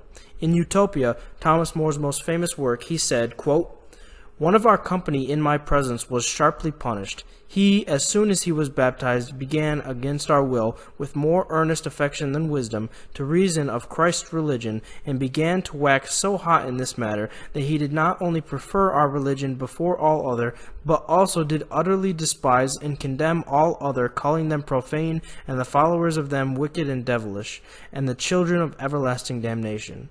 While he had thus long reasoned the matter, they laid hold of him, accused him, and condemned him to exile, not as a despiser of religion, but as a seditious person, and a raiser up of dissension among the people.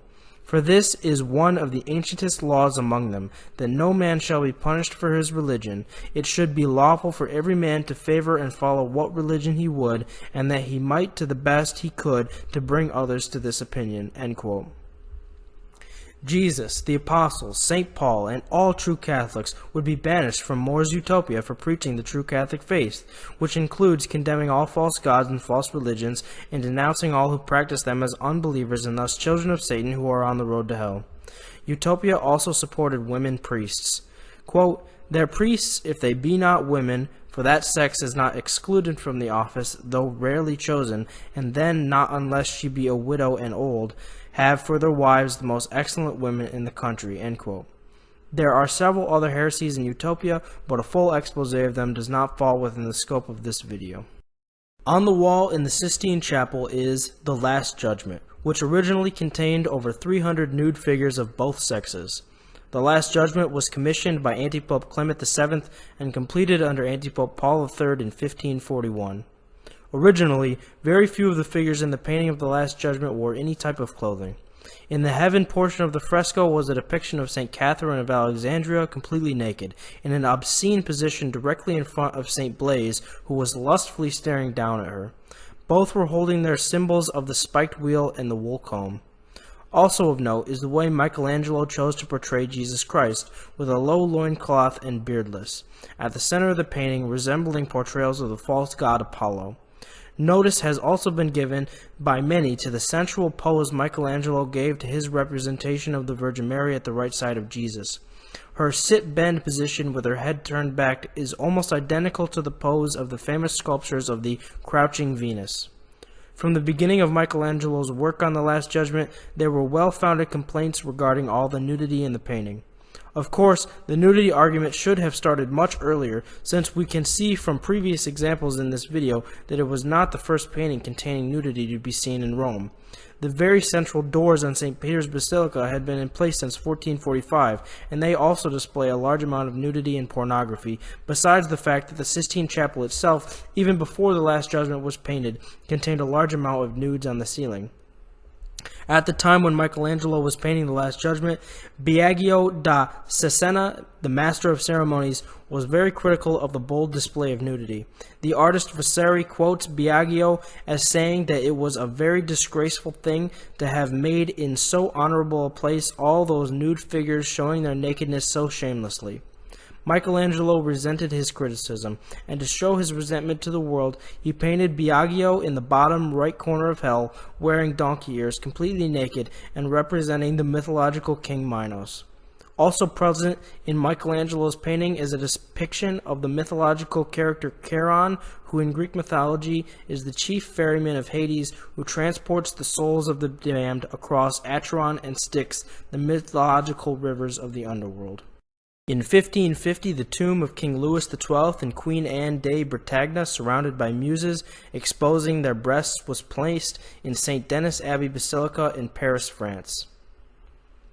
In 1552, the tomb of King Francis I and Queen Claude with their immodest effigies and Claude exposing her breasts was placed in St. Denis Abbey Basilica in Paris, France.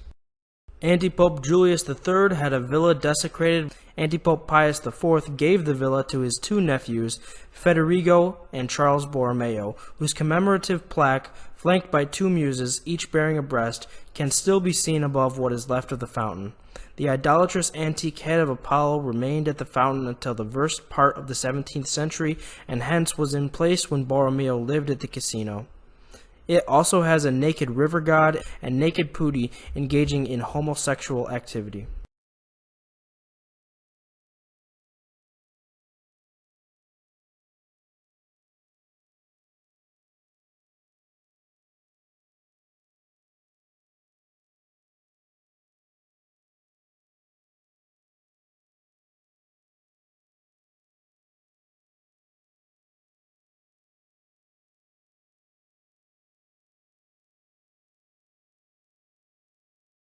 In 1554, Perseus with the head of Medusa by Salini was placed in the Piazza della Signoria. Santa Maria Nascente Cathedral in Milan, Italy was desecrated in 1555 when a tomb was erected in honor of Gian Giacomo Medici, brother of apostate antipope Pius IV. This tomb is situated near a main altar. Here are muses bearing their breasts. Attempts to get rid of desecrations were seriously insufficient. History of Popes, quote, according to the statement of Vasari, hitherto accepted by all students, the austere Paul IV was the first who gave orders that the offensive nudities in the Last Judgment should be painted over. Evidence of this, however, has not yet been adduced. As a matter of fact, a very considerable space of time elapsed before the stage of painting over was reached. It was not until the reign of Pius IV that the demands of the strict Reform Party were put into execution, end quote. And even when they covered up some of the nudes, they left many uncensored, such as those on the doors of St. Peter's Basilica.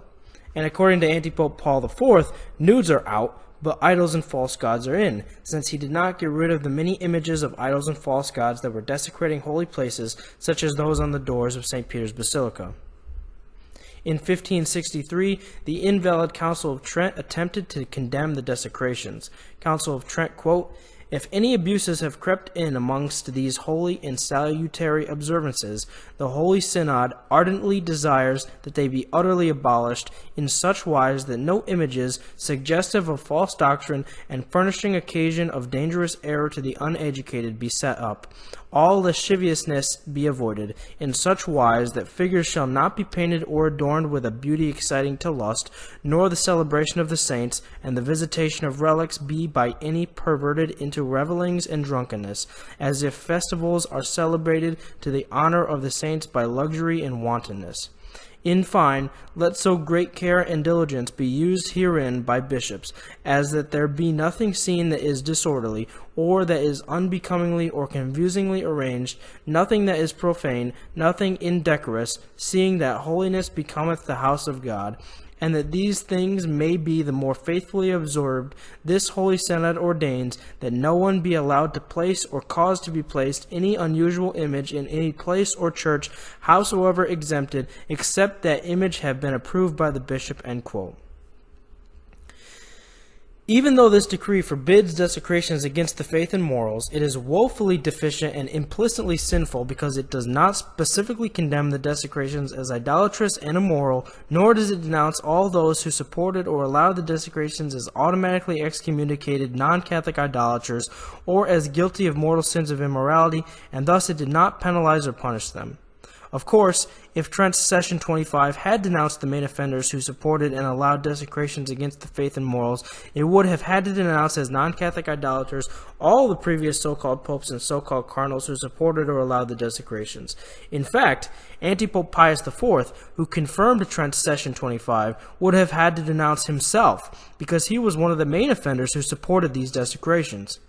Even though Trent's Session 25 is woefully deficient and implicitly sinful, it did condemn the desecrations in general. It condemned the corruption in holy places by images that are suggestive of false doctrines and lasciviousness and exciting to lust. What else could that be but the images of devils, idols, false gods, false religions, vice, immodesty, pornography, and grotesque deformity that desecrated the holy places in Rome and elsewhere? Yet not one of the apostate antipopes obeyed this decree, including Antipope Pius IV himself, who approved the decree. In fact, he actually promoted the desecration of Catholic places with idols and false gods. History of Popes, quote, the agent of the Medici in Rome obtained from the Pope Pius V in March 1560 the gift of no fewer than 26 statues of false gods taken from the villa of Pius IV, end quote. They did not clean up the mess in their own backyard in Rome, nor did they attempt to clean up the mess elsewhere. They left the idols, false gods, immodesty, and pornography on the gates and inside St. Peter's Basilica and in other places in Rome. The idols, false gods, immodesty, and pornography on the gates of St. Peter's Basilica, which were put up in 1445, remain unto this day. They remained before the invalid Council of Trent, during it, and after it. Not only did many of the desecrations in Rome and elsewhere remain after this decree in Session 25, but they increased under future antipopes. In 1564, after the invalid Council of Trent hypocritically declared that art must not excite to lust, however, hundreds of statues and images throughout so-called Catholic Europe and even the central doors on St. Peter's Basilica were never censored, the Vatican hired the artist Daniele di Volterra to paint over the offensive parts of the Last Judgment. Volterra changed some things on the painting, including remastering the pornographic scene of St. Catherine and St. Blaise. For the most part, he clothed St. Catherine, although she still wears an immodest low-cut garment, and he also clothed St. Blaise and completely repainted his head, turning him toward heaven rather than in his former pornographic pose. But, afraid to ruin the artwork of his teacher Michelangelo, he left most of the nudes untouched or extremely scantily clad, leaving them for the most part just as immodest as before. Antipope Pius V's removal of idols and false gods from the palace was only a matter of personal preference and not a matter of obeying God's first commandment and the decree in Session 25 of the invalid Council of Trent. The idols and false gods that he did remove, he gave to others so that they could put them up in their churches and other places. And he did not remove all of the idols and false gods in St. Peter's Basilica and other places in Rome and in Europe. History of Popes, quote, "The attitude of Pius V toward art has been misjudged in more than one respect. He laid himself open to this by an enactment by which he placed himself in direct opposition to the popes of the age of the Renaissance. On February 10, 1566, it was learned in the city that the Pope had made over to the Roman people all the antique statues which were in the theater of the Belvedere and its surroundings, and had charged some of the nobles to have them moved to the capital. It was further said that the priceless treasures which stood in the cortile of the Belvedere, and which had been protected from rain and risk of injury by screens in the time of Pius IV, were to share the same fate. The Pope's reason for this was that it was unfitting that the successor of St. Peter should have pagan images in his palace. In view of the enthusiasm for sculpture then prevalent in Rome, it is not surprising that this proposal of the Pope should have aroused much opposition even from many of the cardinals, and it was due to their remonstrances that the famous antiques of the gallery of statues in the Belvedere were retained in the Vatican. Pius, however, gave way to the entreaties of the cardinals on condition that the collection should remain closed to the public. The news that the Pope intended to purge his palace of antiques aroused in the mind of so great a connoisseur as the Emperor Maximilian II the desire to obtain possession of some pieces for his own collection. Since, however, Pius V had in the meantime made a present of some of the statues to the cardinals, it was not easy to find any which would suit the emperor's purpose. In July 1569, two more than life-size statues were sent to him, a Hercules and an Aphrodite, which were followed some years later by three statues from the Villa Giulia. Several pieces from the same place were also sent to Florence as a gift to Francesco de' Medici, the eldest son of Cosimo. The agent of the Medici in Rome obtained from the Pope in March 1560 the gift of no fewer than 26 statues taken from the villa of Pius IV. The generosity of the Pope, which had stripped the villas of Julius III and Pius IV, aroused the fear in Rome that Pius V intended to make a clean sweep of all pagan remains. In the spring of 1569, the imperial agent Cusano announced to his master that the Pope intended not only to destroy the theater of the Belvedere, but also to lay hands on the Colosseum and the triumphal arches in order to remove the temptation from visitors to Rome to pay more attention to pagan than to Christian things. The fear was expressed, as had been the case in the time of Adrian VI, that in order to obtain the material for the restoration of the churches, Pius would make an onslaught on the grandest monuments of Roman antiquity and reduce the statues to lime, though it was soon realized that these fears were exaggerated. The changes in the theater of the Belvedere were limited to the removal of the tier of seats, so that there might be no more public performances there, a thing which, in the eyes of Pius V, was unseemly in the palace of the head of Christendom. The Colosseum and the triumphal arches were quite unharmed, while much of the magnificent statuary with which the Renaissance popes had enriched the Vatican remained to excite the admiration of future visitors. This was especially the case with the famous gallery of statues which, though closed to the public, was placed under the care of the Pope's physician, Michel Mercati, who was director of the botanical garden established by Pius on the Vatican Hill. All this shows that the reproach which has been leveled against Pius V, that he was the declared enemy of antiquity, is unjust. Granted his great strictness as to morals, it was only to be expected that he would be scandalized at the many nude statues, as indeed had previously been the case with northern visitors to Rome. But there is no evidence as to this, and the very fact that the Pope presented such statues to the Romans as well as to the cardinals and princes to be publicly exposed in their palaces goes to show that he, in common with almost all Italians, felt no scruples on the subject. If he had considered the exhibition of nude statues in his palace dangerous for himself, he would certainly have acted ruthlessly in the matter." End quote. According to Anti-Pope Pius V, then, it is acceptable for other places outside the papal palace to be desecrated with images of devils, idols, false gods, false religions, vice, immodesty, pornography, and grotesque deformity. And according to him, it is acceptable to keep them up on the gates of St. Peter's Basilica and elsewhere. Indeed, Pastor is correct in saying that Pius V's opposition to the images against the faith and morals was only a matter of personal preference and not a matter of condemnation. This is also proved because Anti-Pope Pius V did not denounce as immoral and idolaters his predecessors who supported or allowed the desecration of places with idols, false gods, and immodesty. Hence, even the best or lesser evil of the anti-popes, such as Pius V, were rotten to the core. In 1563, Santiago de Compostela Cathedral in Gallica, Spain was again desecrated, this time by a pulpit. Here is a picture of it from a distance circled in red. Close up, we see mermaids bearing their breasts. In 1570, the Fountain of Neptune by Ammanati was placed in the Piazza della Signoria. In 1573, the tomb of King Henry II of France and Queen Catherine de' Medici, commissioned by Catherine herself after the death of Henry, with their immodest effigies and Catherine bearing her breasts, was placed in St. Denis Abbey Basilica in Paris, France. In 1575, the tomb of Antipope Paul III was completed and desecrated the Gregorian Chapel in St. Peter's Basilica. In 1626, it was moved to its current location near the altar of the Chair of St. Peter. At the top of the tomb is a statue of Antipope Paul III, and at the base are two muses. The one on the left is called Justice. She was carved in the image of Giulia Farnese, Antipope Paul III's sister. Originally, this statue was completely naked, but scant clothing was later added after discovering that the statue was a seductive and immoral stumbling block for monks and other religious. The other muse is called Prudence, and she was carved in the likeness of the antipope's mother. She is still half naked. In 1579, the Florence Cathedral in Florence, Italy was again desecrated, this time by Vasari's Last Judgment. Here are the desecrations. Here is a naked Adam and Eve. Here is a completely naked woman holding a cross. Here are completely naked creatures in hell. Here are completely naked humans and demons. The Gallery of the Maps is situated in Vatican City on the west side of the Belvedere courtyard. As the name implies, this gallery is frescoed with maps commissioned by Antipope Gregory XIII in 1580. The painting of the maps was carried out by a geographer and Dominican friar, Ignazio Danti. The paintings desecrating the ceiling and walls of the gallery were painted by Mannerist artists around the same time as Danti. Here are the desecrations. Here are grotesquely deformed creatures. Here are Greek sphinxes bearing their breasts next to a devil face.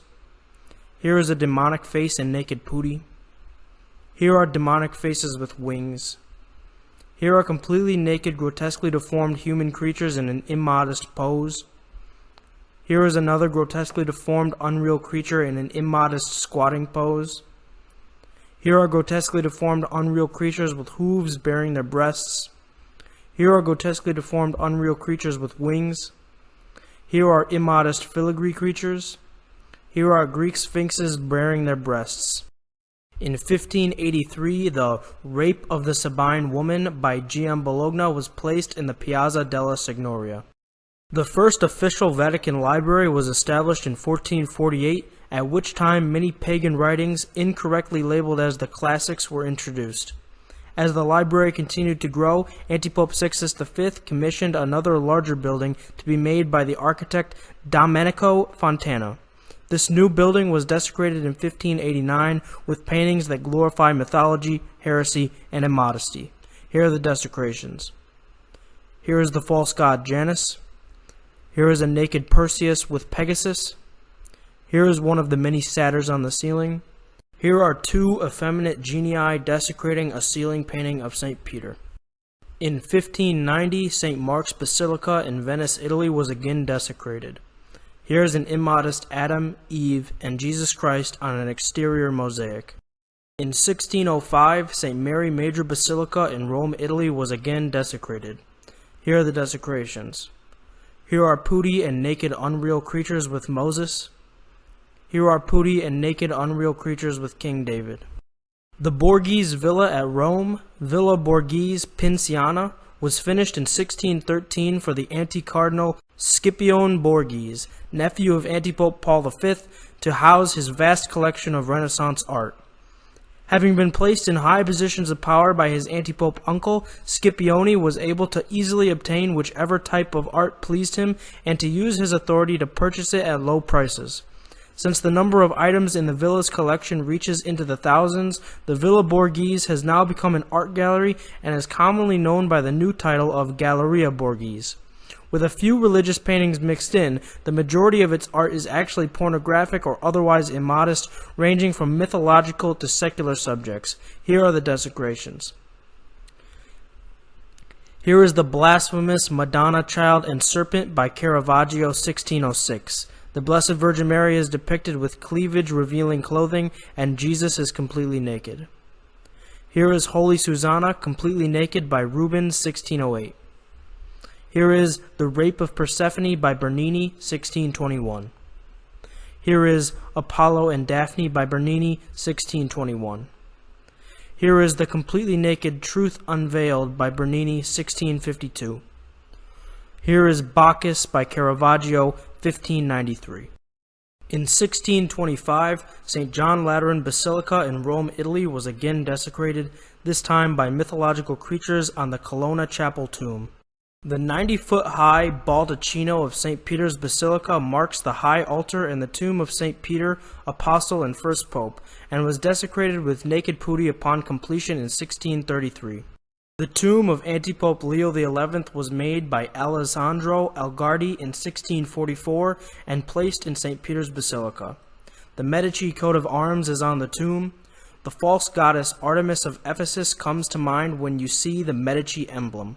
The Medici family had a history of devotion to this false goddess, who is always depicted in art as having many breasts. One could easily think that the balls on the Medici coat of arms are yet another idolatrous representation of this false goddess. The idolatrous and perverted architect and artist Gio Lorenzo Bernini was hired to repair and reconstruct St. Peter's Basilica in 1629. He began with the entrance part of the nave in 1645. Here are the desecrations. Here are naked putti surrounding papal symbols and carvings.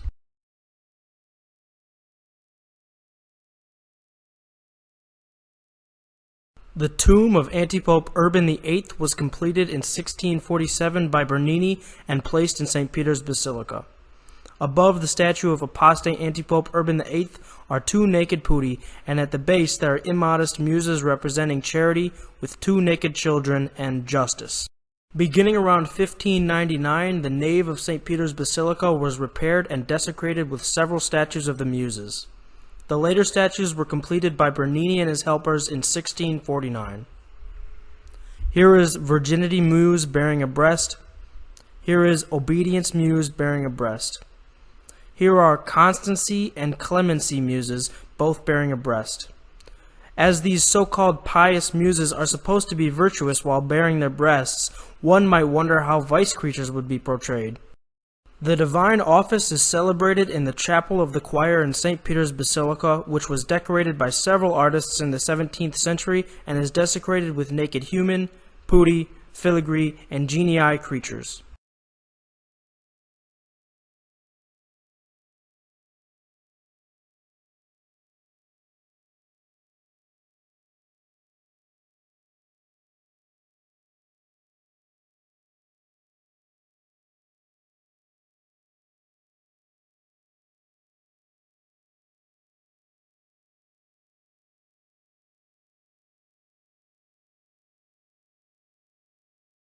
The bronze Cathedra Petri, or Chair of St. Peter sculpture by Bernini, was constructed from 1657 to 1666. Here are the desecrations. Here are naked putti. The whole mess of putti resembles an orgy with naked, intermingled flesh displayed everywhere. Here are naked putti over the bronze chair. The Chigi Chapel, aka the Chapel of Our Lady of the Vow, located in the right transept of the Santa Maria Assunta Cathedral in Siena, Italy, is considered the cathedral's final addition. It was commissioned in 1659 by Antipope Alexander VII, Chigi. This chapel is desecrated with a large marble statue carved by the idolatrous pervert Bernini, which shows the humble penitent St. Mary Magdalene scantily clad, exposing both breasts and much of her flesh above her knees. The tomb of Antipope Alexander VII was made by Bernini and completed in 1678 and placed in St. Peter's Basilica. Beneath the statue of Antipope Alexander VII are the immodest muses representing charity and truth. Originally, truth was bearing both breasts. Antipope Innocent XI ordered it covered in later years, but the statue is still not properly covered. Truth also cuddles an idolatrous symbol of the sun god in her arms. The tomb of Antipope Clement X was made by Mattia de Rossi in 1686 and placed in St. Peter's Basilica. Surrounding the statue of Antipope Clement X are two naked putti and two immodest muses representing mercy and benignity, who is bearing both breasts. In 1699, St. Mary Major Basilica in Rome, Italy was again desecrated, this time by the tomb of Antipope Clement IX. Here are muses and naked putti. In 1723, the tomb of Antipope Gregory XIII was placed in St. Peter's Basilica. Beneath the statue of Antipope Gregory XIII are the immodest Religion and Magnificence muses. The north and south transepts in St. Peter's Basilica were constructed by Luigi Vanvitelli in 1726 and are desecrated with naked putti, naked filigree creatures, and seashell creatures. Seashell creatures are grotesquely deformed, unreal creatures that are half human and half seashell and have no religiously symbolic meaning.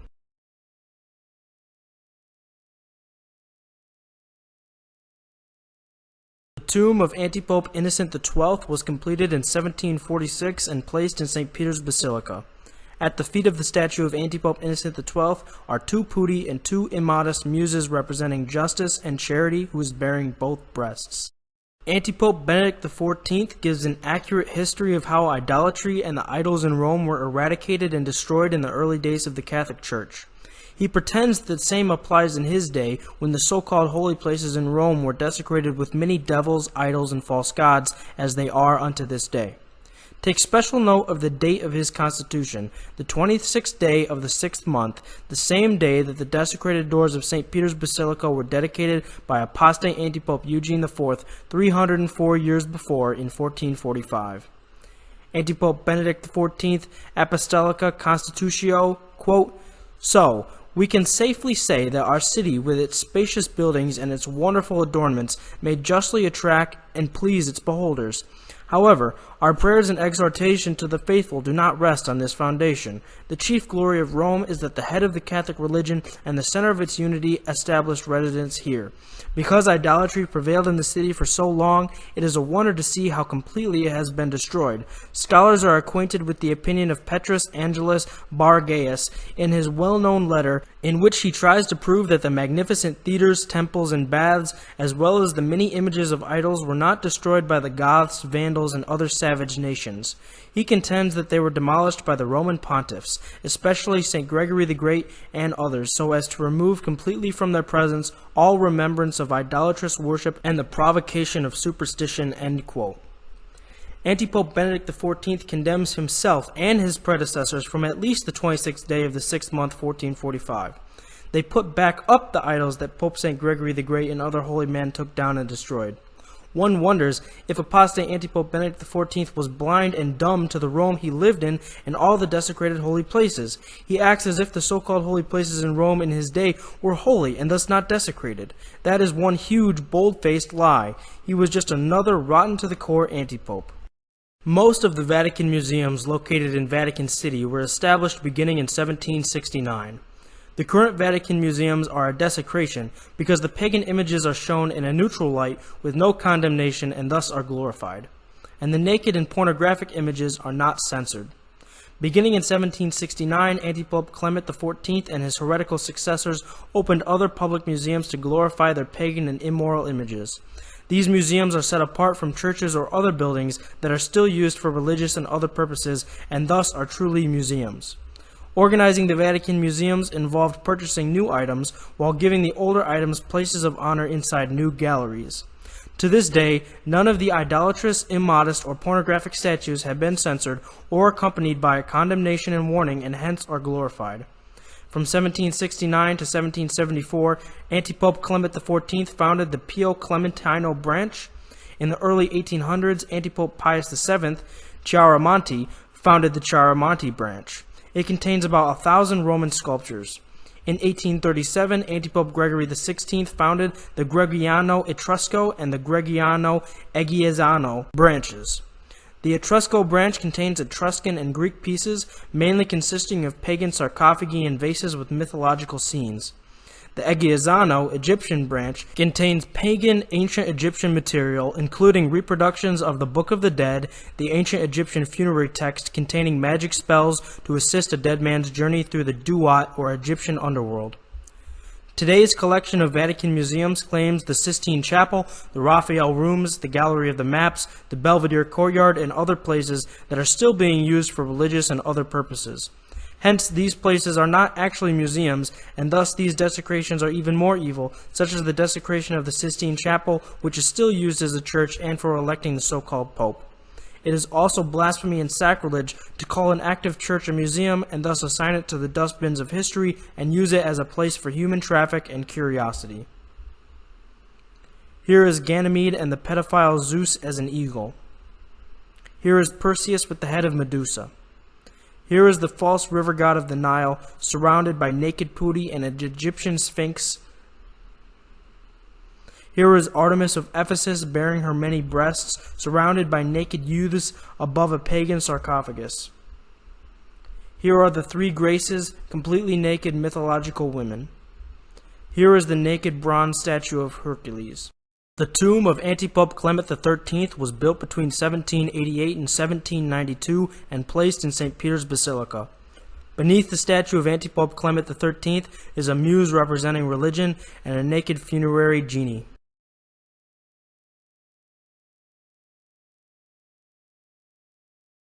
The monument to the royal Stuarts in St. Peter's Basilica was completed in 1819. These genii were originally sculpted naked in 1819 and eventually had metal pants added to cover their nudity, but the pants have now been removed. In 1827, the tomb of Antonio Canova was built inside Santa Maria Gloriosa de Friari Basilica in Venice, Italy. Here are the desecrations. Here are two naked genii at the base of the tomb. Here is a naked genie. In 1845, the agnostic, devil-loving, idolatrous, and immoral French architect Eugene Viollet-le-Duc restored Notre Dame Cathedral in Paris, France. This restoration has been the cause of many discussions as to whether or not Viollet-le-Duc restored the cathedral or rebuilt it. Today, over 150 statues of devils, gargoyles, and grotesquely deformed real and unreal creatures serve as decorations and waterspouts, standing guard over Notre Dame Cathedral in Paris. The common representation of a warlock or witch's castle with devils guarding it resembles Notre Dame Cathedral. From 1745 to 1856, most of the recognizable construction of the Santa Maria Innocenti Cathedral in Milan, Italy took place. From the information I have, this is also when the desecrations were added to the exterior structure. Here are the desecrations. Here are grotesquely deformed creatures. Here are satyrs crowning a filigree creature bearing her breasts and an immodest merman. Here is the beheading of Holofernes by Judith and her slave, both exposing their breasts. Here is an immodest Cain murdering Abel, who is also shown completely naked. Here are two naked men leaning on walls. Here is a female martyr shown with her breasts completely exposed. In view of the long line of apostate antipopes from 1130 onward and the paganism in Rome, it would be appropriate to have a so-called chair of St. Peter in Rome that justifies the antipopes and paganism. Such a chair could be called the chair of Antipeter. It would be either a desecration of the true chair of St. Peter or a fake chair of St. Peter. Indeed, such a chair exists in Rome in St. Peter's Basilica. It is advertised as the actual chair that St. Peter sat on when he ruled the Catholic Church. Guess what this chair has on it? 12 ivory plaques, not of the 12 apostles, but of the 12 labors of the false demigod Hercules, and 6 ivory plaques with the signs of the pagan zodiac. It also contains other pagan images, and it does not contain even one holy image on it, such as of Jesus Christ. The anti-popes would have us believe that this is the very chair that St. Peter sat on and ruled the Catholic Church from, and they would then have us believe that this chair with its pagan images did not offend the other apostles, St. Paul, the disciples, or any other Catholic, so that not one of them condemned it and denounced St. Peter for sitting on it. These blasphemous apostate liars would have us believe that St. Peter not only did not go out from among the idols, but actually sat on a chair that contained idols and ruled the Catholic Church from this idolatrous monstrosity. This is not just making war with a saint, St. Peter, but also making war with the very papacy, the undefiled chair of St. Peter. This chair of Antipeter was set up to justify the repaganization of Rome and thus to justify the apostate antipopes. For if St. Peter had actually sat on this chair that contains pagan images, then the apostate antipopes have only followed what St. Peter did when they set up pagan images in Rome and elsewhere. The devil is like an animal that marks the territory he conquers. Hence, this chair of Antipeter is the devil's mark that he owns these so-called popes, an apostate chair for apostate antipopes. The wooden part of the main structure of the chair may be the chair that St. Peter sat on, but not the parts that were desecrated with images against the faith. It is certain that the wooden part of the original structure of the chair is older than the desecrated parts. The ivory plaques of the labors of Hercules and the zodiac are placed on a wooden diptych, and that wood is of a later date and of a different kind than the wood that makes up the main frame of the chair. The pagan images on the trim of the chair were also added at a later date. Hence this chair, whether or not it was the actual chair of St. Peter, was desecrated some time after the chair was made. The chair of St. Peter was shown to the public on special occasions during the Middle Ages. Catholic Encyclopedia, quote, "The chair of St. Peter in the apse was made of marble, and was built into the wall. That of the baptistry was movable and could be carried. Ennodius calls the latter a gestoria sedes. Throughout the Middle Ages, it was always brought on 22nd of February from the above-mentioned consignatorium or place of confirmation to the high altar. That day, the Pope did not use the marble cathedra at the back of the apse, but sat on this movable cathedra, which was consequently made of wood." End quote. And yet, there is not one testimony that this chair of St. Peter that was shown to the public during the Middle Ages on the 22nd day of the second month was desecrated. Therefore, the desecration had to happen near the end or after the Middle Ages. In 1666, Antipope Alexander VII enshrined a so-called chair of St. Peter in a bronze throne made by the idolatrous and immoral Bernini, and thus hid it from view. Catholic Encyclopedia, quote, "In order to preserve for posterity this precious relic, Alexander VII, 1655 to 1667, enclosed, after the designs of Bernini, the Cathedra Petri above the apostolic altar of St. Peter's in a gigantic casing of bronze." End quote. Cementelli, an eyewitness to this event, said that the chair was made of wood and of very coarse workmanship. He did not say anything about the desecrations or the ivory or gold that contains the desecrations. Either the desecrations were not yet on the chair, or, if they were, he omitted to mention it. The first indisputable proof that the chair was desecrated was in 1867, when, after about 200 years, the chair was taken out of its shrine for veneration. A blurry picture was taken and descriptions given that showed and described the desecrations.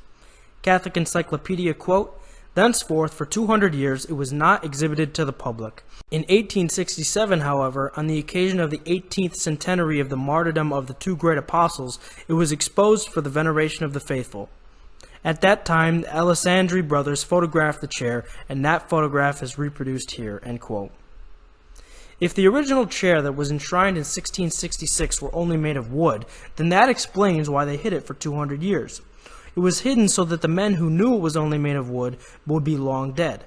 Hence, there would be no living witnesses in 1867 to testify that the original chair was made only of wood. The 200 years would also give them time to destroy or hide any records that describe the chair as being made of wood only. Hence, the chair was out of sight, out of mind, until they brought it back in sight with the added desecrations. After the desecrated chair was revealed in 1867, it was then enshrined again and not taken out until 1968, when Antipope Paul VI allowed it to be scientifically examined. The results of the examination only added to the confusion. There are many opinions. Some say the chair could not have been the chair that St. Peter sat on. Some say it was the chair St. Peter sat on, but without the desecrations which were added later. Some say it was the chair St. Peter sat on with the desecrations included. Beware also of the lie that Charles the Bald, St. Charlemagne's grandson, made the chair with its desecrations and then gave it to Pope John VIII as a present. One thing is certain, that if he made the chair and gave it to the Pope, it did not contain the desecrations, and thus the desecrations were added later. The Holy Roman Emperor St. Charlemagne passed strict laws banning all forms of idolatry, and the evidence of these laws being enforced throughout his kingdom are abundant, not only during his reign, but also during the reign of his grandson Charles the Bald. One thing is certain, and must be believed by all true Catholics, that St. Peter and every true pope never ruled the Catholic Church from a chair that contained idols and false gods. Hence, the chair they show us today is the chair of Antipeter and not the original chair of St. Peter. It is a pagan chair worthy of the antipopes. Now, you might not know this, but Assisi in 1986 was not the first time that an interreligious abomination of that kind was done. The waters of this kind of abomination were first tested in 1893 in Chicago, USA, at the World's Parliament of Religion, in which apostate Catholic bishops, priests, laymen, and pretend cardinals respected false gods and false religions and prayed in communion with various self-professed non-Catholics such as Hindus, Buddhists, apostate Jews, Muslims, Protestants, schismatics, etc. You can learn more about it, and most importantly, how Antipope Leo XIII reacted to it in the book and or video, Idolatrous World's Parliament of Religions of 1893 on www.johnthebaptist.us. Now, on September 25, 1888, Antipope Leo XIII thought that he was given a vision about a coming future great apostasy. Because of this, he composed his prayer to St. Michael to combat what he thought was the coming future apostasy. What he did not realize, however, was that the apostasy had already begun and he himself was part of it. In John 11:49-52, the apostate Jewish high priest Caiaphas, who later in the book of John is instrumental in the death of Jesus, prophesies that Jesus will die for the whole nation. The commentary on this verse says, quote, "From a wicked mind he brings forth the words of prophecy. For Caiaphas prophesies, not knowing indeed what he says. The Holy Spirit makes use of his tongue only, but touches not his sinful heart." End quote. Antipope Leo XIII had a similar experience as Caiaphas. God gave Antipope Leo XIII a vision about the throne of Peter being taken over. But God was speaking in past tense, and Antipope Leo XIII wrongly believed he was speaking in future tense. Exorcism prayer of Antipope Leo XIII, quote, "Where the see of the blessed Peter and the chair of truth have been set up for the light of the Gentiles, there they have placed the throne of the abomination of their wickedness." End quote. Now, Therese of Lisieux is another person that many people wrongly believe is a saint. Therese of Lisieux compares the elect, the saints, to all of the flowers, the only difference being the glory of one flower to another. The heretical part of her teaching is that she believes pagans are included among the saints, even though they are the least glorious of all the flowers. She teaches that the pagans are pleasing and delightful to God and hence in the way of salvation. This is heresy and apostasy because pagans do not believe in Jesus Christ and the Holy Trinity. Instead, they worship the devil through false gods and hence cannot be delightful and pleasing to God. The story of a soul, quote, "I had wondered for a long time why God had preferences and why all souls did not receive an equal amount of grace. I also wondered why such vast numbers of poor savages died before they had even heard the name of God. Jesus saw fit to enlighten me about this mystery. He set the book of nature before me, and I saw that all the flowers he has created are lovely. He has created the poor savage with no guide but natural law, and it is to their hearts that he deigns to stoop. They are his wild flowers whom holiness delights him." End quote. Therese of Lisieux also heretically teaches that Catholics in mortal sin can be saved if they die without repentance and confession because, she says, God is all merciful, and thus she is certain that God would save this unrepentant mortal sinner based on her request. Hence, she mocks God's mercy, denies his justice and wrath in sending unrepentant sinners to hell, and makes God and his unchangeable laws on faith and morals subservient to her and her requests. The story of a soul, quote, "In order still further to enkindle my ardor, our divine master soon proved to me how pleasing to him was my desire. Just then I heard much talk of a notorious criminal, Pranzini, who was sentenced to death for several shocking murders, and, as he was quite impenitent, everyone feared he would be eternally lost. How I longed to avert this irreparable calamity! In order to do so, I employed all the spiritual means I could think of, and knowing that my own efforts were unavailing, I offered for his pardon the infinite merits of our Savior and the treasures of Holy Church. Need I say that in the depths of my heart I felt certain my request would be granted? But that I might gain courage to persevere in the quest for souls, I said in all simplicity, My God, I am quite sure that thou wilt pardon this unhappy Pranzini. I should still think so if he did not confess his sins or give any sign of sorrow, because I have such confidence in thy unbounded mercy." End quote. Now, it is said that Antipope Pius X covered up the immodest images in the Sistine Chapel when he said Mass there. If so, this was woefully inadequate. To not be guilty of the mortal sin of immorality and formal heresy, he would have had to destroy or permanently cover up the immodest images and not perform Mass or any other religious rite in the place until it was purified and reconsecrated. And to not be guilty of the mortal sin of idolatry, he would have had to condemn the images against the faith that desecrated many of the Catholic places, destroy all the images, reconsecrate the places, denounce all who supported or allowed the desecrations as idolaters and sufficiently punish them, and not be in religious communion with the desecrators. It is certain that he did none of these things, or at least not sufficiently, as these desecrations, such as the idols and false gods on the doors of St. Peter's Basilica, remained during his reign and still remain even down to this very day. Antipope Pius XII is a perfect example of a hypocrite who does not practice what he preaches. Antipope Pius XII, quote, "Since Benedict was promoted by divine and not human counsel, trusting in God and relying on his ever-present help, he went south and arrived at a fort called Cassino, situated on the side of a high mountain. On this stood an old temple where Apollo was worshipped by the foolish country people according to the custom of the ancient heathens. Around it likewise grew groves, in which even till that time the mad multitude of infidels used to offer their idolatrous sacrifices.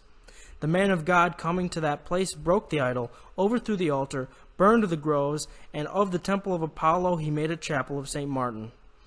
Where the profane altar had stood, he built a chapel of St. John, and by continual preaching he converted many of the people thereabout." End quote. While Antipope Pius XII rightly praised St. Benedict for destroying a statue of the false god Apollo, he did not follow his example. He did not destroy the images of the false god Apollo in the Vatican, two of which were in the same room where he probably signed the above document, the room of the signatures. Instead, he allowed them to remain, did not condemn them, nor did he denounce his predecessors and others who set them up and favored them. And he did the same with the many other images of idols and false gods in the Vatican, such as those on the doors of St. Peter's Basilica. Hence, Antipope Pius XII condemns himself. He is not only an idolater for allowing these things, but also a hypocrite and a liar. One additional proof that there has been no pope since 1130 is the fact that there are errors in the ecumenical councils that should be infallible. The fact that these so-called ecumenical councils have errors is proof that they are fallible, and that is proof that the popes who approved them were not true popes. Fourth Lateran Council, ratified by Antipope Innocent III, 1215, quote, Chapter 2 on the error of Abbot Joachim.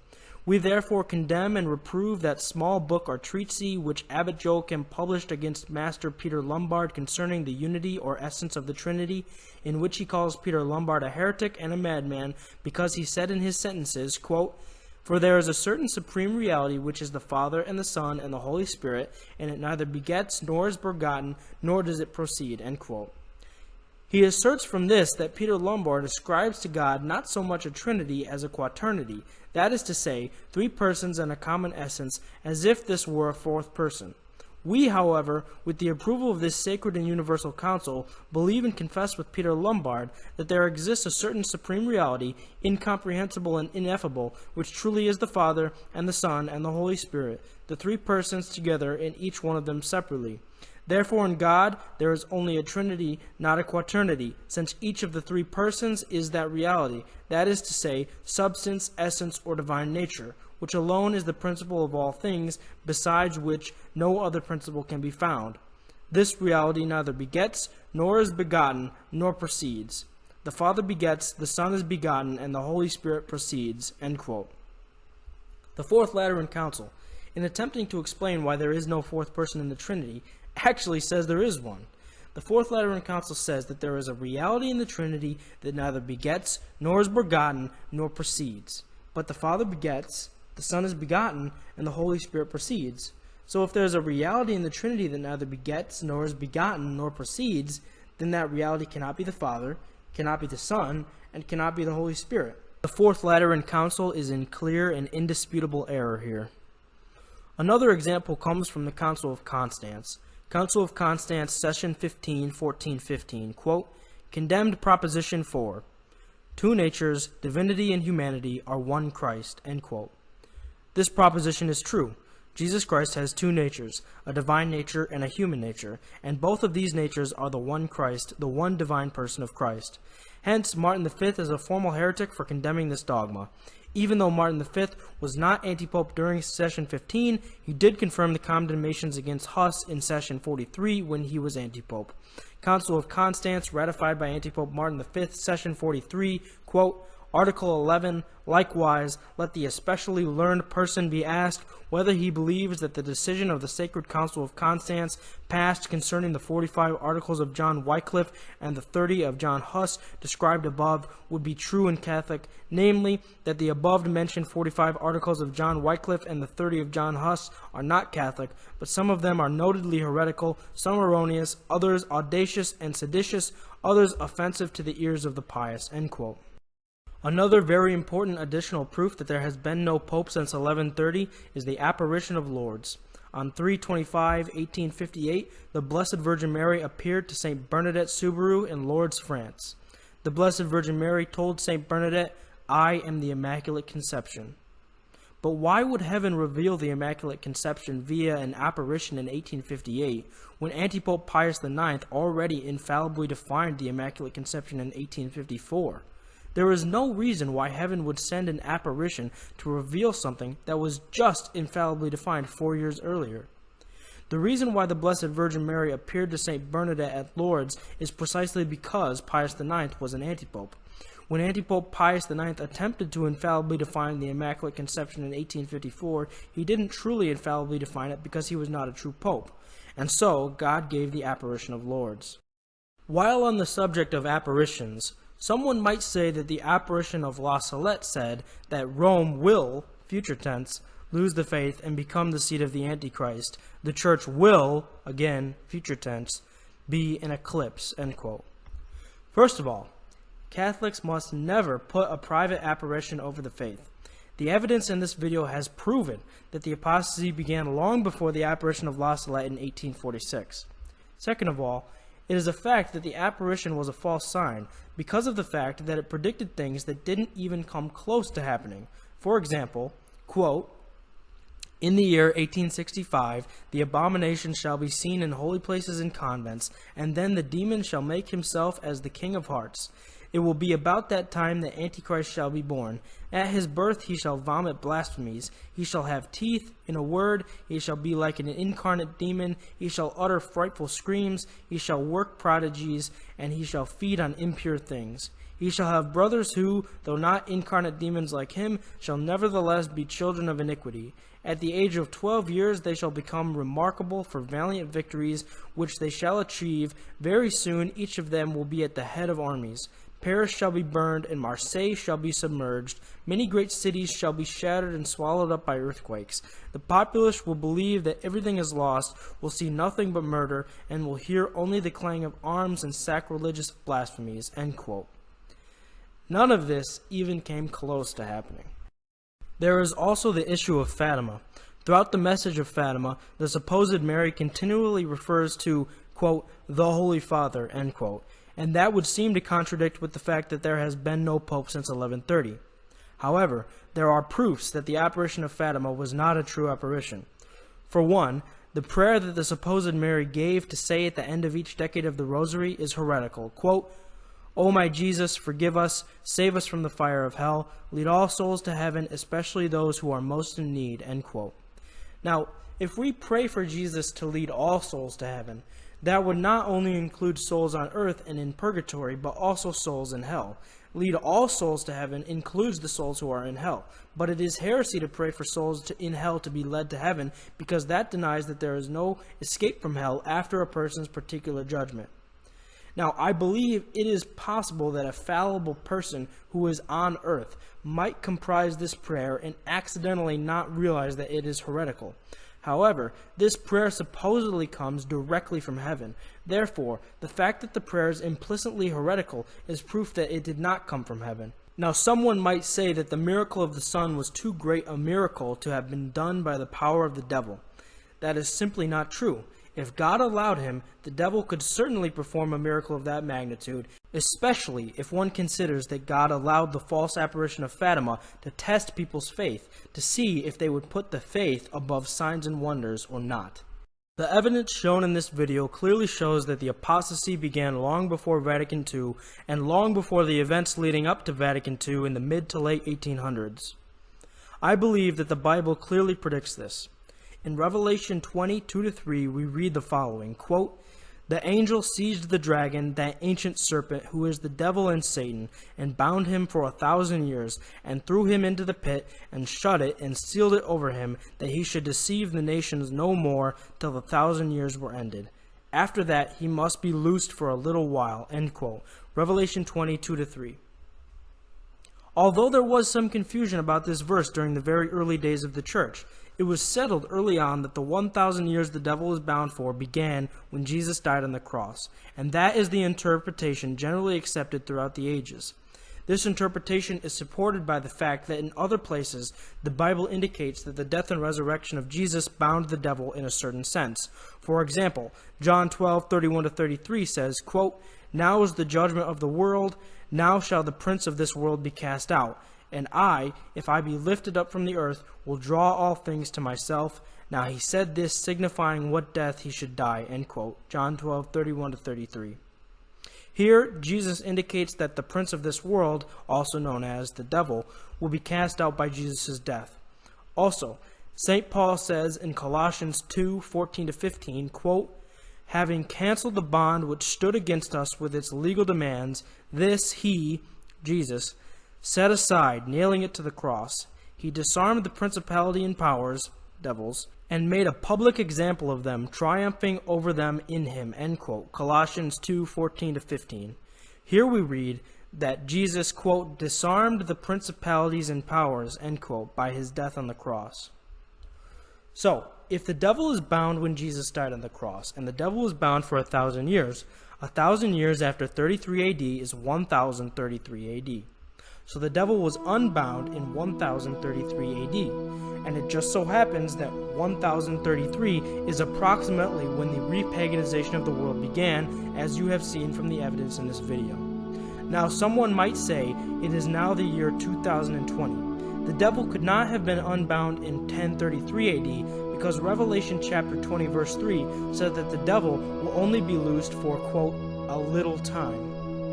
Somebody might say that nearly 1,000 years is too long to be considered a little time. On the contrary, nearly 1,000 years is a little time in God's sight.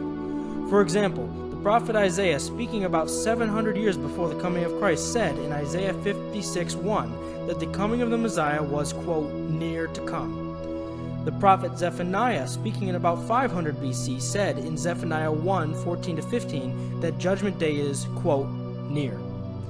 Revelation 12:12 says that the entire length of all creation, from Satan's rebellion against God before the first day of creation to judgment day, is, quote, "a short time."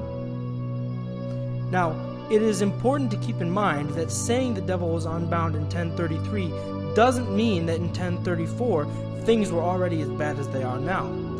Think about it. For 1,000 years, God's people were Christianizing the world, going 2 steps forward and 1 step back, making steady progress to convert the world to Christ. 1033 was the best things we're ever going to get. If it took 1,000 years for things to get that good by God's power, it's going to have to take the devil at least that long to get things as bad as they were before Christ began to be preached throughout the world. For the first 1,000 years of Christianity, God's people were making steady progress, 2 steps forward, 1 step back, depaganizing the world, and once the devil was unbound in 1033, the devil began to make steady progress, 2 steps forward, 1 step back, repaganizing the world. Now, in 2020, one can see just how much the world has reverted since 1033 AD. When God sees hope for his sinful chosen people, he punishes them so that they may turn from evil and do good.